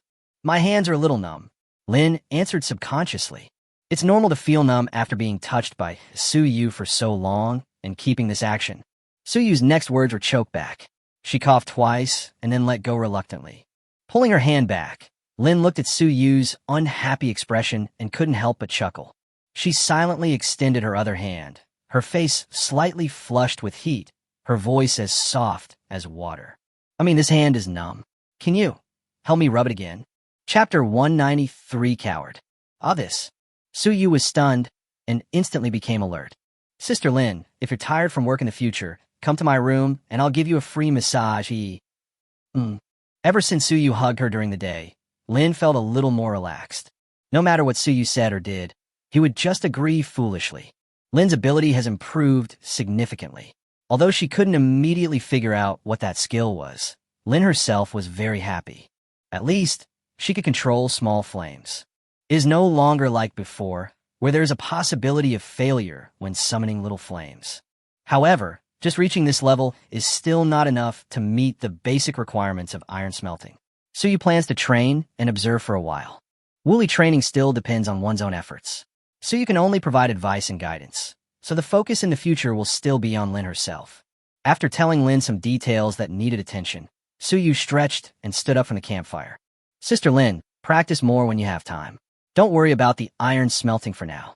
Focus on managing the clothing production during this period. Okay, I got it. Lin nodded happily, looking at the flame swaying slightly in the palm of her hand, and taking good care of it as if it were her own baby. Then I'll go back first. I'm a little tired today. I'll take a shower and go to bed later. Suyu said. After Suyu finished speaking, she turned around and left the treehouse. After walking a few steps, I heard the sound of footsteps coming from the treehouse. Winnie grabbed some underwear and trotted out. Lin, I'm going to take a shower too. Oh, okay. I'll practice my magic power again. Practice for a while longer. I'm leaving. Winnie ran out holding her silk clothes, saw Suyu on the side of the road, and glanced cautiously towards the wooden house. He came closer, stuck to Suyu's back, and asked in a low voice, Have all the tribesmen who came to fetch water left? Suyu said helplessly, I left early. Are you so afraid of being seen? Winnie sniffed and said shyly, I am the clan leader after all. I'm still a great wizard. Suyu said, You are the only one who has too many things to do. Go and wash quickly, or the water will get cold soon. Suyu said unhappily, Okay. Suyu reached out to test the water temperature. It was about 38 or 39 degrees Celsius, just right. He didn't hesitate and stepped into the tub. The sound of water was gurgling, and the hot water seemed to be able to wash away people's fatigue and relax their body and mind. Warmth and comfort enveloped Suyu. He put his hands on the edge of the bucket and lay down. Look at Winnie again. Good job. This woman is even more cowardly than last time. Come in quickly. Suyu. Got it. Winnie nodded innocently in response, then quickened her movements and got into the bathtub. The water level rose sharply, overflowing the bathtub. Winnie was completely submerged in the water. Her little face flushed red from the hot air, and her mouth was blowing on the water surface. Suyu couldn't help but laugh. Sometimes this woman really is like a delicate piece of wood, the type that won't kick or roll away. No wonder witchcraft is so compatible with the wood element. Suyu chuckled and asked through the steam, "What were you doing just now?" Winnie snorted and curled her lips. "You treat Lin better than me." The differential treatment among the sisters is too obvious. We don't get away for free when you top up your phone bill. That's because you're the laziest. I haven't been lazy recently. I also helped Lee build the earthen kiln. Winnie began to protest. Oh, really? Chapter 1, 94, 5-star praise. Leisurely and happy times always pass quickly. Crash. The familiar sound of splashing water awakened Suyu's consciousness. He opened his eyes lazily and yawned. Winnie seemed to have gone back. Suyu stayed in the bathtub for a while and finished washing quickly. After tidying up the house a little, Suyu left the house. The night sky is dotted with stars, and a bright moon hangs high in the sky. The pale moonlight penetrates the twilight and spreads down. The pretty girl looked like an ice sculpture or stone pillar, standing quietly outside the big house. Her eyes are bright, her face is beautiful, her waist is slender, and her figure is charming and attractive. She is like an elf of the night, or like a dormant, poisonous snake waiting for the best opportunity to attack. Well, although it really is a snake, the breath was sealed, not a single trace was revealed. If Suyu hadn't had a strong heart, she would have been frightened to death on the spot by the motionless Sha Fei. It's the middle of the night. Why are you running out here instead of going back to sleep and recover? You really have so much free time. Suyu calmed her pounding heart and rolled her eyes at Sha Fei helplessly. You want to eat my feast? Princess Sha proudly raised her white chin, her 3,000 black hair hanging down, soft and shiny, and exuding a faint rose fragrance. Was this washed with soap? Suyu immediately understood that it was most likely the work of that group of witches. In a war with Song Dingtian, Sha Fei came forward to help the tribe. In addition, she was a descendant of wild beasts, beautiful and powerful, so the witches were both curious and fond of her. Although Sha Fei still insisted on sleeping in her own tent, most of her food and water were provided by the tribe. What kind of feast are we having? Sha Fei asked in confusion. Nothing. Suyu coughed dryly. This is what we say in our hometown. So to speak. Why are you blocking me here? What's going on? Sha Fei blinked and said, My injury has healed. Your medicine is good. That's all. What are you thanking me for? Your father and I are allies. He entrusted you to me, so I can't just ignore you. Suyu smiled and said, Besides, you helped me drive away the enemy. You don't need me to help at all. When talking about this, Sha Fei was furious. The man in front of me is so mean and not as good as my father said. But his stuff is really magical, even more effective than what my father described. Sha Fei stared at Suyu coldly, making Suyu feel creepy. After hesitating for a long time, he continued, I feel my magic power has increased. This is a good thing. But my strength has not changed in more than 10 years. Sha Fei explained. More than 10 years? Big sister, how old are you? Suyu became interested. May I ask how old you are, young lady? How old are you? It's just age. How old are you? Princess Sha swam a little, her slender waist swaying, full of charm. Why do you think this increase in magic power is related to my age? Maybe. I have to know more to make a better guess. Suyu began to lie with her eyes open. She would not refuse a reason that was given to her for free. If we follow the human way of calculation, I should be 26 years old, Sha Fei said, and then looked at Suyu suspiciously. But I feel that there is something wrong with your medicine. Sha Fei offered her insights bit by bit. This battle with the humans was also a factor, causing a subtle change in my magical power. But your medicine is the key. While repairing those injuries, it also cured my previous hidden dangers and greatly strengthened my physical fitness. My super recovery potion is so useless. However, what Suyu cared about most was Sha Fei's age. 26 years old, about the same age as Winnie and the others. Originally, Suyu thought that it would take at least several hundred to match the temperament of a wild beast. So you came to me just to talk about these things? Although she is beautiful, she is very attractive. Suyu wanted to get rid of Sha Fei quickly so that she could go back to sleep. Unexpectedly, the other party shook his head. Chapter 195, The first bird to stand out gets shot. Your tribe won't let me go to many places, and I want to go see the mountain beast child again. Sha Fei thought for a moment and then said, There are also fruits growing on that big tree. They are delicious. Do you have any more? You are so rude. No. Suyu refused without thinking. Only the tribesmen can go to those places. As for the fruits, they are not ripe yet. Suyu rolled her eyes and chuckled. Of course, only the tribesmen have the right to distribute them. Sha Fei's pretty face was slightly cold. She stared at Suyu viciously and asked in a cold voice, "What do I have to do for you to agree to me?" Suyu shrugged, expressing helplessness. "There's nothing I can do. You're not one of my people. I can't let you join us just because of this. If there's nothing else, I'll go back first," Suyu said, walking around Sha Fei. Before she had taken a few steps, a pleasant voice came over. "I'll think about it. Then I'll wait for your reply. It had better be quick." Suyu waved without looking back and walked towards her stone and wooden house. In fact, Suyu understood that the reason why concubine Sha was so shaken was probably because of the improvement of her magic power this time. This is the man who can bring her a future. Her father was not wrong. For Sha Fei, this may be her only chance. So, she couldn't back down. In the treehouse. Is Suyu done showering and back home? Lin practiced her magic power repeatedly, sweat beading on her forehead. She found some clean clothes in the house and planned to take a shower in the main house. Winnie poked her little head out from under the quilt, blinked her pretty eyes, and answered slowly. After a night, everything comes back to life. The crowing of roosters echoed throughout the camp. Suyu then opened her eyes. There were several knocks on the door of the stone house, and a deep, familiar voice penetrated the wooden door and went straight into the bedroom. "Suyu, we came to see you for something. It's Xiao Huahua and Xiao Hunyang. I just don't know what these two people are here for today." Suyu simply put on a few pieces of clothes, then got out of bed and went to the hall. Two women were ushered in and sat on wooden stools. Xiao Huahua seemed to have become more mature. Suyu glanced at her from head to toe. Perhaps it was because the underwear she wore was becoming more modern, so she looked more charming, sexy, and beautiful. Is there something wrong? Xiao Huahua rarely came alone, but Suyu had guessed her purpose. After thinking about it, it is indeed getting late. Xiao Huahua was silent for a moment, hesitant, but her gaze eventually became firm as she spoke. "Suyu, Tiger Mother is well now, so I plan to return to the White Tiger Alliance with her.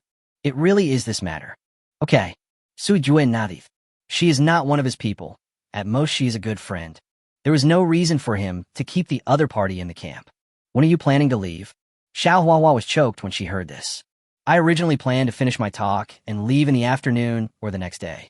But when he saw Suyu's face and heard his voice, he was a little speechless. It was obviously not like this before. Even when facing the Great Witch, Xiao Huahua had never been so timid. No, not timid. It's just pure reluctance. 3 for more days, maybe.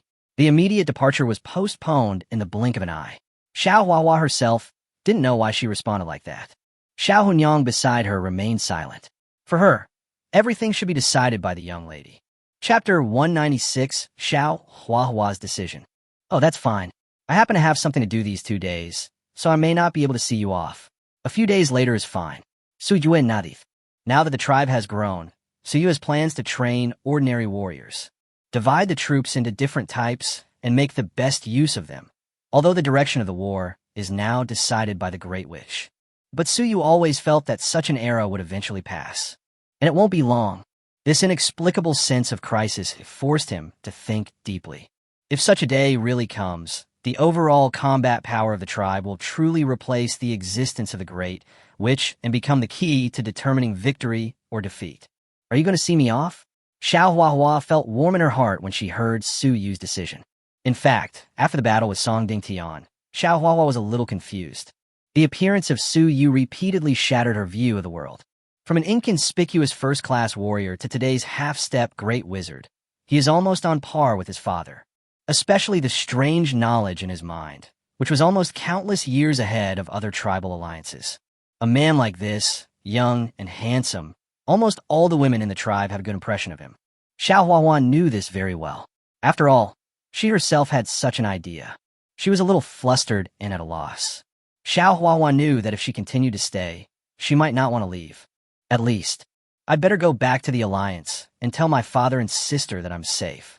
By then, will you come to Suyu again? For what reason? So conflicted. Even someone as smart as Xiao Huahua fell into such distress. Perhaps this was a problem she had never anticipated in her life. Suyu's answer brought her back to reality. "You're my guest after all. I may not be able to escort you back to the Alliance, but I can still escort you a certain distance. Sujuismaid. In fact, he had other plans. Now that he had the magical skill of being invisible, he could enter and exit many places without any worries. Therefore, he planned to take the opportunity of sending Xiao Huahua back to investigate the future movements of the Crescent Moon tribe. Although Song Yuanshan had sworn an oath to himself, no one could guarantee that Song Heihu would trust his words 100%. Only when all the information is truly in your own hands can you feel at ease.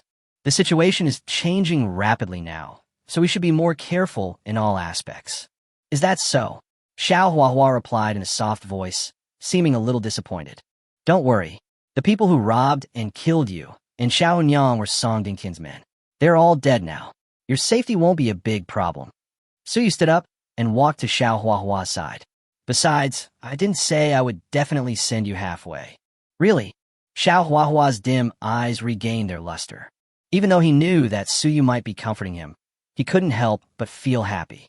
So, my lady, just stay here for a few more days with peace of mind. Suyu said. After getting Suyu's response, Xiao Huahua was in a good mood. After finishing the meal, Suyu went to where Si Jiao worked. Now that the earthen kiln has been built and the number of slaves has increased by nearly 2,000, the pressure of Si Jiao's construction work has been greatly relieved. In addition, Winnie had previously announced that the status of their group had changed from slaves to formal members of the tribe, and they were incorporated into the main lineage and had priority in learning knowledge. Si Jiao and others worked even harder. They had long realized that working in the Rose tribe had much more promise and motivation than working in the Black Snake tribe, but they still didn't expect the resources they would receive to be so good. Ordinary tribesmen and warriors are able to learn knowledge, which is a treatment that is unimaginable in any other tribe. When Si Jiao was found, he was arranging the slaves to expand the camp and add thorn fences. When he saw Suyu coming, he immediately put down the work in his hands and ran over excitedly. Looking around, this group of people included not only newly acquired slaves, but also many ghosts and orcs.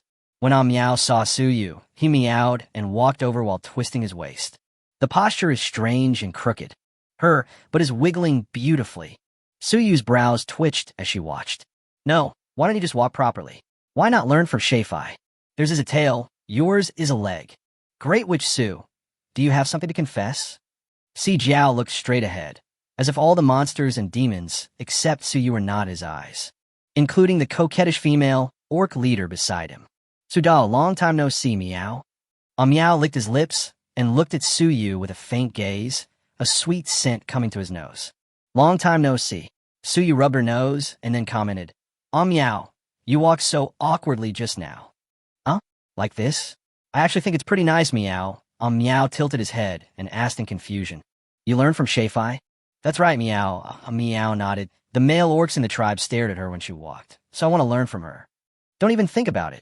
You'll never learn it in your lifetime. First of all, you don't have a tail. Secondly, Shefai is beautiful. Although you are also very cute, you are not as charming as Concubine Sha. They admire Shefai's power. As long as you hone your magic power, you will be so popular too. Suyu didn't want to discourage Miao's enthusiasm, so she could only make up a story. I'm very popular now, Miao. It's a pity that only Su Dao in the tribe can defeat me. Miao crossed her arms and said proudly, so my man can only be Su Dao. This, although different races. Suyu touched Miao's head, but Miao did not refuse and closed his eyes. We can't let our clan members down no matter what. Neither the favorability value nor the person can be missing. Chapter 197. When you reach the top level, you can come to the Stonewood House to find me. In short, giving a goal first can also serve as motivation for Miao to improve his magic power. Okay, Miao. The orcs are warlike and worship the strong, so Miao naturally doesn't want to be outdone. She regarded Suyu's promise as a test for herself. After teasing Miao, Suyu looked at Si Jiao. How many ordinary warriors are there in the main line now? Not including the priestesses. Si Jiao pondered for a moment and replied, there are more than 70 of them, and the number of women is close to 30. Most of them are from Su Dao's original witch tribe. Si Jiao must be talking about Aksu's group of women. Excluding the women who were totally unfit for combat, there were less than 30 of them, which was quite a few indeed. Suyu nodded. Okay, gather them all here. I plan to replan for you and teach you some combat skills. Okay. Si Jiao's eyes suddenly lit up. He had been waiting for this day for a long time. Of course, there is no way to teach them combat skills, as that requires extremely high talent and magical power. However, some of the martial arts passed down from Blue Star are quite good. That is, fighting skills. Not only can it strengthen the body, but when combined with the magic power, it may also speed up the improvement of the strength of Si Jiao and others. Not long after, Si Jiao called the group of people over. 43 men and 28 women, of different heights and body shapes. Men are generally bigger than women, except for a few who look like King Kong Barbie. Aksu's group of archers and the Yaohua sisters were naturally among them. We were originally arranged to rest in the camp today, but unexpectedly, we received a call from the Great Witch. The little fangirl Aksu ran over with shining eyes. Brother Suyu, I heard from Si Jiao that you're going to teach everyone fighting skills. Aksu is now considered a small leader and is relatively close to Suyu, so she is not as restrained as the others. She is petite like Kokoro, with small arms and legs, but she is very capable and much more capable than Kokoro. Suyu rubbed Aksu's head and nodded slightly. Yes, you and Si Jiao should lead everyone to the apple trees in the planting area, so as not to disturb the tribe members from working. Okay, I'll go right away. The little girl jumped and went to work. Soon, the crowd moved into the camp. More than 70 people gathered under the fruit trees, and the dark mass of heads took up a large area. Not far away, Liuli was watering the vegetable patch with a wooden spoon, while two witches were waving wooden sticks to drive the children out as if they were driving away pests. Dudu, Ahua, Guagua, and the other human children were playing like gorillas, frolicking and wanting to catch insects in a vegetable garden. These little guys can only be kept away for a short time by feeding them with apples and barbecue, and have become Liuli's biggest headache. Farmer number 2 treats the fruits, vegetables, and crops he grows as if they were his treasures. I even went to complain to Winnie about this. Using a stick to scare people was the suggestion made by that lazy guy. It seems that this guy was taught a lot when he was a child. When I think about the young Winnie being chased by her mother with a stick because of her mischief, the scene is so funny. Of course, it's impossible to really fight. The witches really like children, but Ahua and the others are too naughty, so they are afraid that they will destroy the food. Suyu had never thought about the issue of children, but when she saw this scene, she suddenly had an idea. Aksu, come here. Suyu called Aksu over from the crowd. Brother Suyu, do you have anything else to say? Aksu asked with her big eyes blinking and her head raised. Suyu nodded. Well, go to the tree house and ask Chief Winnie to come over and tell her that I have something to talk to her about. Okay, then Brother Suyu, please wait a moment. Aksu nodded immediately and trotted away. Si Jiao, you and everyone else should rest here for a while. I'll come over later. Good. After Suyu finished speaking to Si Jiao, who was waiting beside her, she walked over to Liuli. Some of the children were squatting on the ground, playing with small stones and rolling around. Some were huddled together and counting the hairs on their bodies, and some were rubbing each other's tails, having a lot of fun. If the witches are not paying attention, these little guys will sneak into the planting area with a smile on their faces, looking for something to eat. Or you can catch insects on the leaves and play with them. They were taught not to spoil food, and they followed through on that. If someone accidentally steps on the vegetables, the leading child will speak up to stop them. In short, they are just idle. After all, it's too small. It's like this in every world. The children didn't notice anyone approaching, and they rolled over and landed directly at Suyu's feet. Oh, it's the Great Witch. The babyish voice, coupled with Yuren's erect ears, is very cute. The Great Witch is coming. Some children shouted and tried to run away laughing, but their tails were caught by their friends, and they started to mark where they were. He even knows how to run, which shows he is very self-aware. Suyu smiled unhappily and picked up the little guy at her feet. The furry ears and tail fluttered around, and the little guy was hanging in the air, giggling. It should feel quite fun. Great Witch, I want to play too. On the other side, a little red face came over and hugged Suyu's calf. The small horns that have just appeared can be clearly seen on the forehead. This child is much younger than Ahua, and his eyes are as clear as spring water. Suyu is helpless. He picked up both little guys, one in each hand. He's so fun. I can fly. Now, the children didn't want to run anymore, but instead all ran over with a loud noise. Great Witch, we want to play too. Great Wizard, it's my turn. Great Witch, I'll share some fruit with you. After all, I'm not here to play with you. Suyu was a little speechless. At this moment, Liuli also walked out of the plantation, holding Ahua around the waist with one hand and pulling Guagua's collar with the other hand, her brows furrowed. There was a gleam at the corners of Ahua's mouth, and her tongue was licking happily.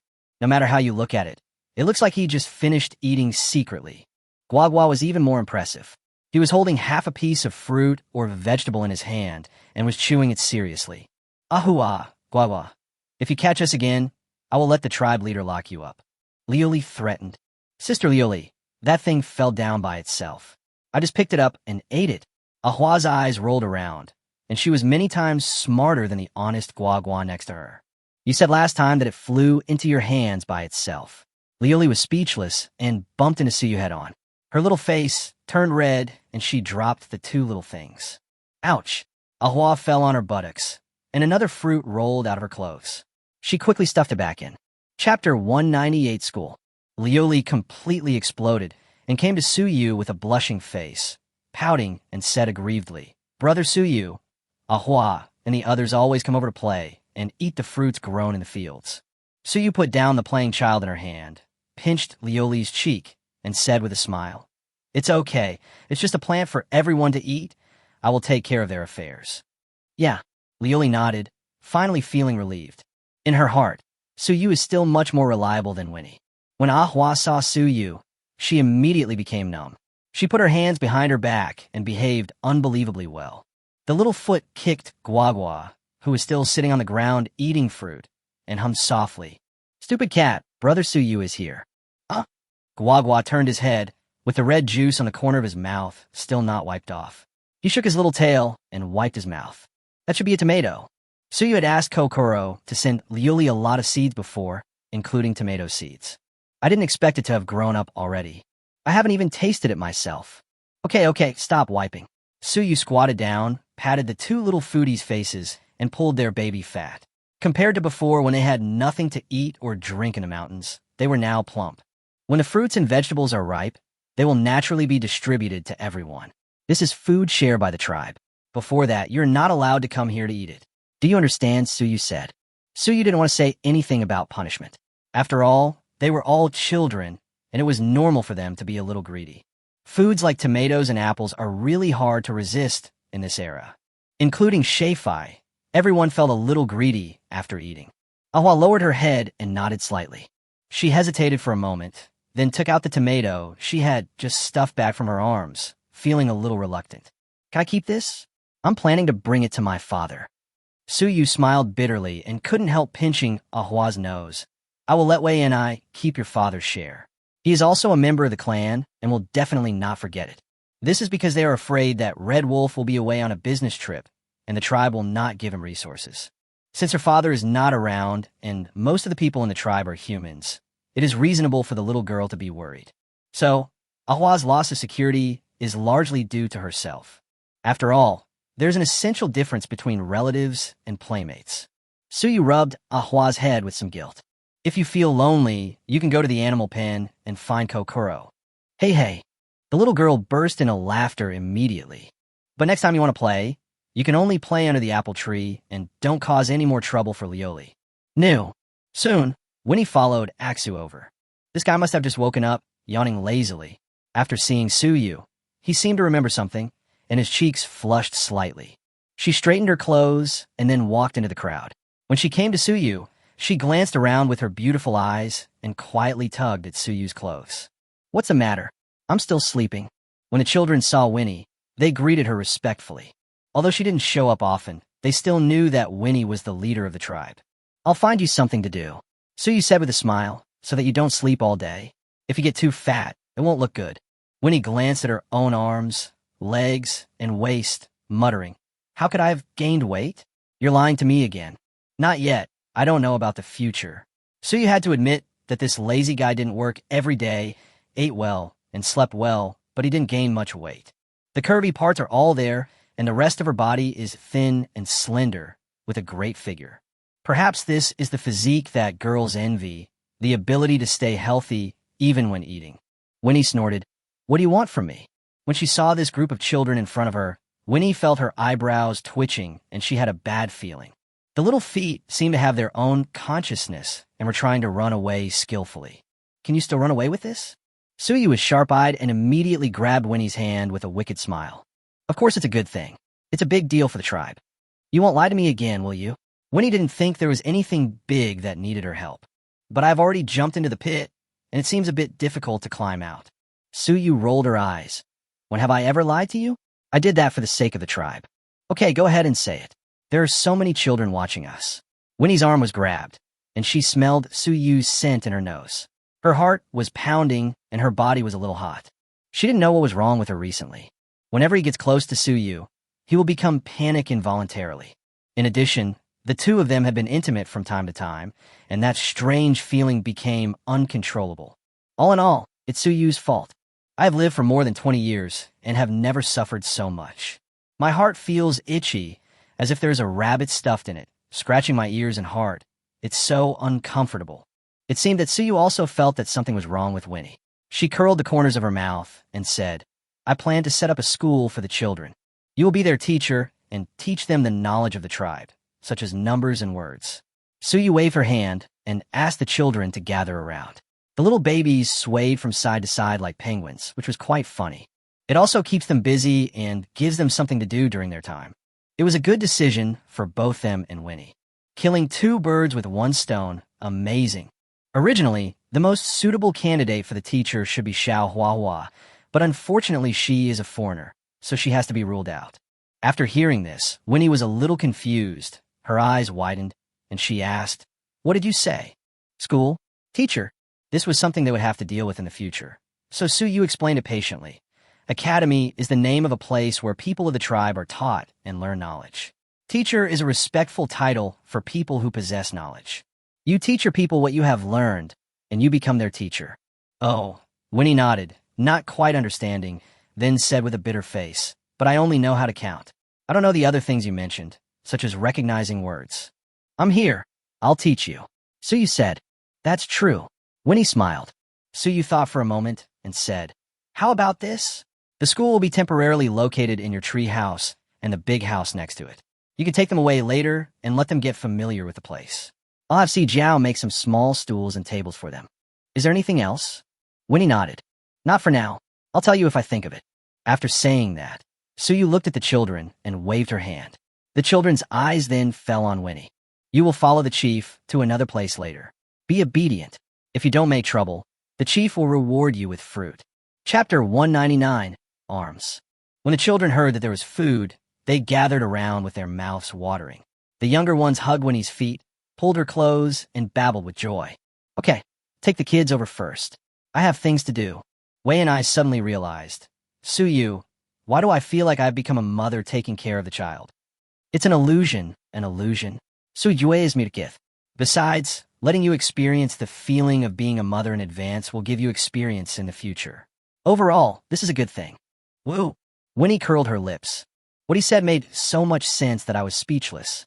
What I can be sure of is that I have been fooled again. Winnie gave Suyu a helpless look, then left the plantation with a group of troublemakers. Lioli, pick some ripe fruits and have someone deliver them to Winnie later. Suyu promised the children that she would not miss out on anything, so she took out some seeds from the system and handed them to Lioli. Now that our tribe has a bigger place, you can expand the planting area. If you're short of manpower, you can ask Winnie or Yashiang for help. Okay, broter Suyue. Lioli nodded happily, and soon went back to take care of the vegetable garden with the seeds. After settling the children's issues, Suyu returned to the apple tree. Because the apple trees were relatively close to the planting area, Si Jiao and the others had a general idea of what Suyu had just said. To be honest, most of these people envy the children. After all, knowledge, like technology, is a resource whose value is difficult to measure for the tribe. Generally speaking, ordinary tribesmen of their level have no chance of touching it. The great wizard Suyu is indeed different from others and can bring different hopes to everyone. The original choice was not wrong, and this was enough to change their destiny. However, some of those children are too young and have no idea of the importance of knowledge. Si Jiao and others couldn't help but feel regretful again. Okay, next I will teach you combat techniques and knowledge related to military units. I hope everyone will take it seriously. If there is anything you don't understand, you can study it with the tribe members. Suyu looked at the 70 or so men and women in front of her with serious expressions and spoke loudly. Aksu, first lead out the girls who have practiced archery and have them stand aside, separately. Okay. Aksu waved her hand, and 16 or 17 girls in the crowd stood out with bamboo bows on their backs. After the personnel were divided, Suyu continued. Let me first explain what military branches are. Simply put, they are types of soldiers. They have different names because of the different weapons and equipment they use. For example, Shui and the others use bamboo bows, so they can be called archers. If they ride horses, wolves, lions, or other wild animals, they can be called horse archers. If I had another glass of warm wine, I'm getting off track. There is no happiness without the second master. Suyu also planned to help him forge a green dragon crescent blade. The tribesmen did not get agitated by Suyu's momentary excitement and continued to listen very attentively. After all, no one can understand this joke. Because of the connection to weapons, there are many different types of troops. Generally speaking, there are cavalry, infantry, archers, swordsmen, shieldmen, and spearmen. There are also some special troops that use equipment like catapults and siege engines. In fact, there are also artillerymen, spearmen, sailors, and the like, but Suyu is too lazy to introduce them. After all, there are still many things in this world that Suyu has not come into contact with, such as gunpowder. Perhaps it was a regional issue. Suyu had been to too few places and had not yet discovered substances such as sulfur. In other words, just like mountain spider silk, there is a similar substance in this world that can replace gunpowder.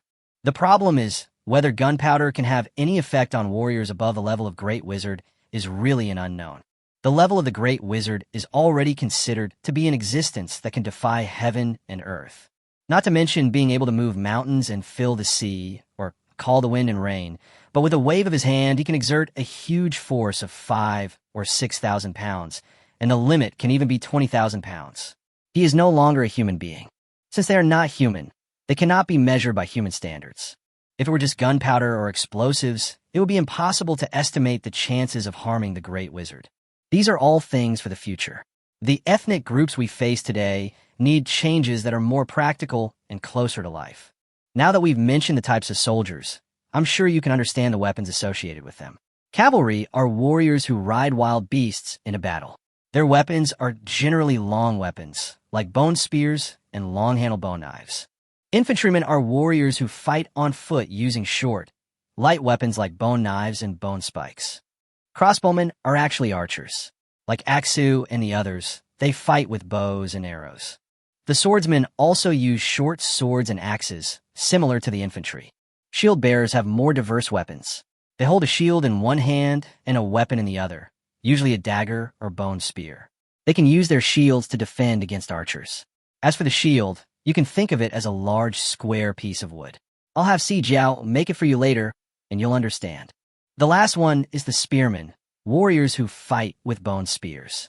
Their attack methods are similar to those of archers, but their attack capabilities are very different. As for the special troops, they are actually the users of siege equipment. They use equipment like catapults and siege engines to fight. The main function of catapults and siege engines is to attack camps on a large scale. There were no city walls or gates in this era, so their functions were limited. Later, I will have Si Jiao produce it, and then select the right people to train based on the situation. After Suyu finished speaking, he clapped his hands, signaling the tribesmen to come back to their senses. The above is some information about the military branches. You don't need to understand it too quickly. I'm telling you now, so that you can be mentally prepared. When the military branches are divided into categories later, you won't be half understood.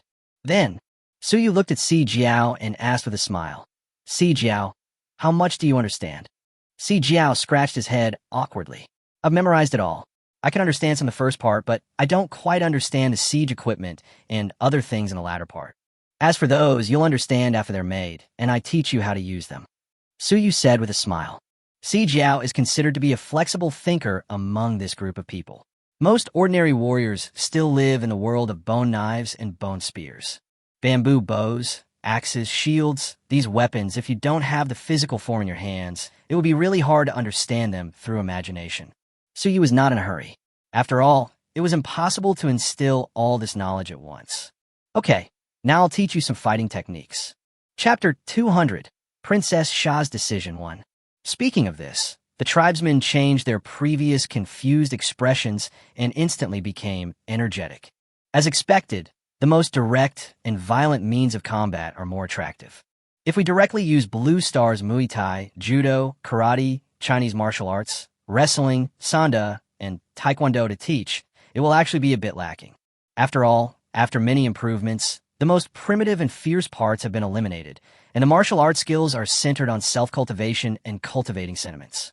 In comparison, military fighting techniques are much more suitable.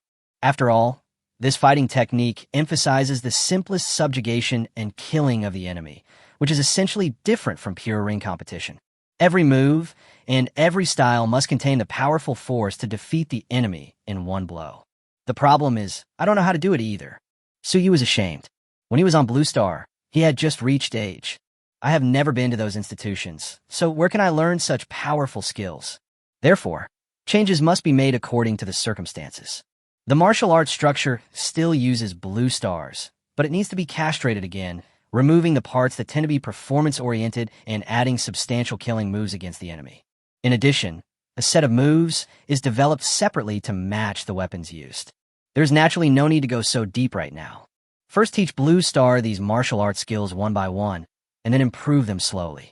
The primary goal was to improve the tribe's physical fitness, their ability to react and think when facing the enemy. A warrior with a flexible mind and nimble hands and feet was far more useful than someone who was rigid and inflexible. Suyu picked out the female warriors separately. Suyu's original intention was to let them practice archery and throwing bone spears. They are careful and capable in their work, and there are also jobs that are more suitable for them. The so-called making the best use of people is the most reasonable and effective arrangement.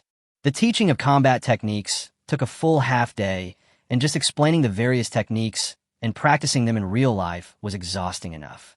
If there were no system mall where ordinary martial arts materials could be exchanged, Suyu would not be able to teach so many by herself. After all, few people are so idle as to learn all the martial arts. The task of teaching the tribesmen to fight has come to a temporary end. Whether they can truly improve depends on their personal efforts and physical qualifications, which is something that outsiders cannot replace. While the tribesmen were practicing horse stance and practicing basic skills, Suyu planned to take a rest.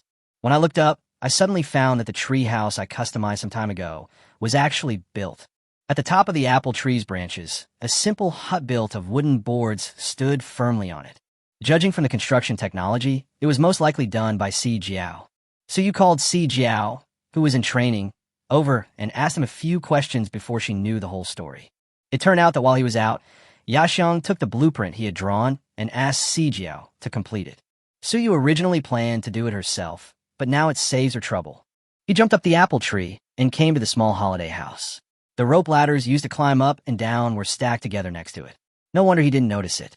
Walking into the cabin, it is a small wooden house of nearly 3 meters, and the facilities inside are quite complete.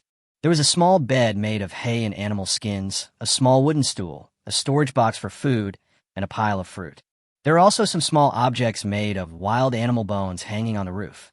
The breeze blew, and the bells kept tinkling like wind chimes.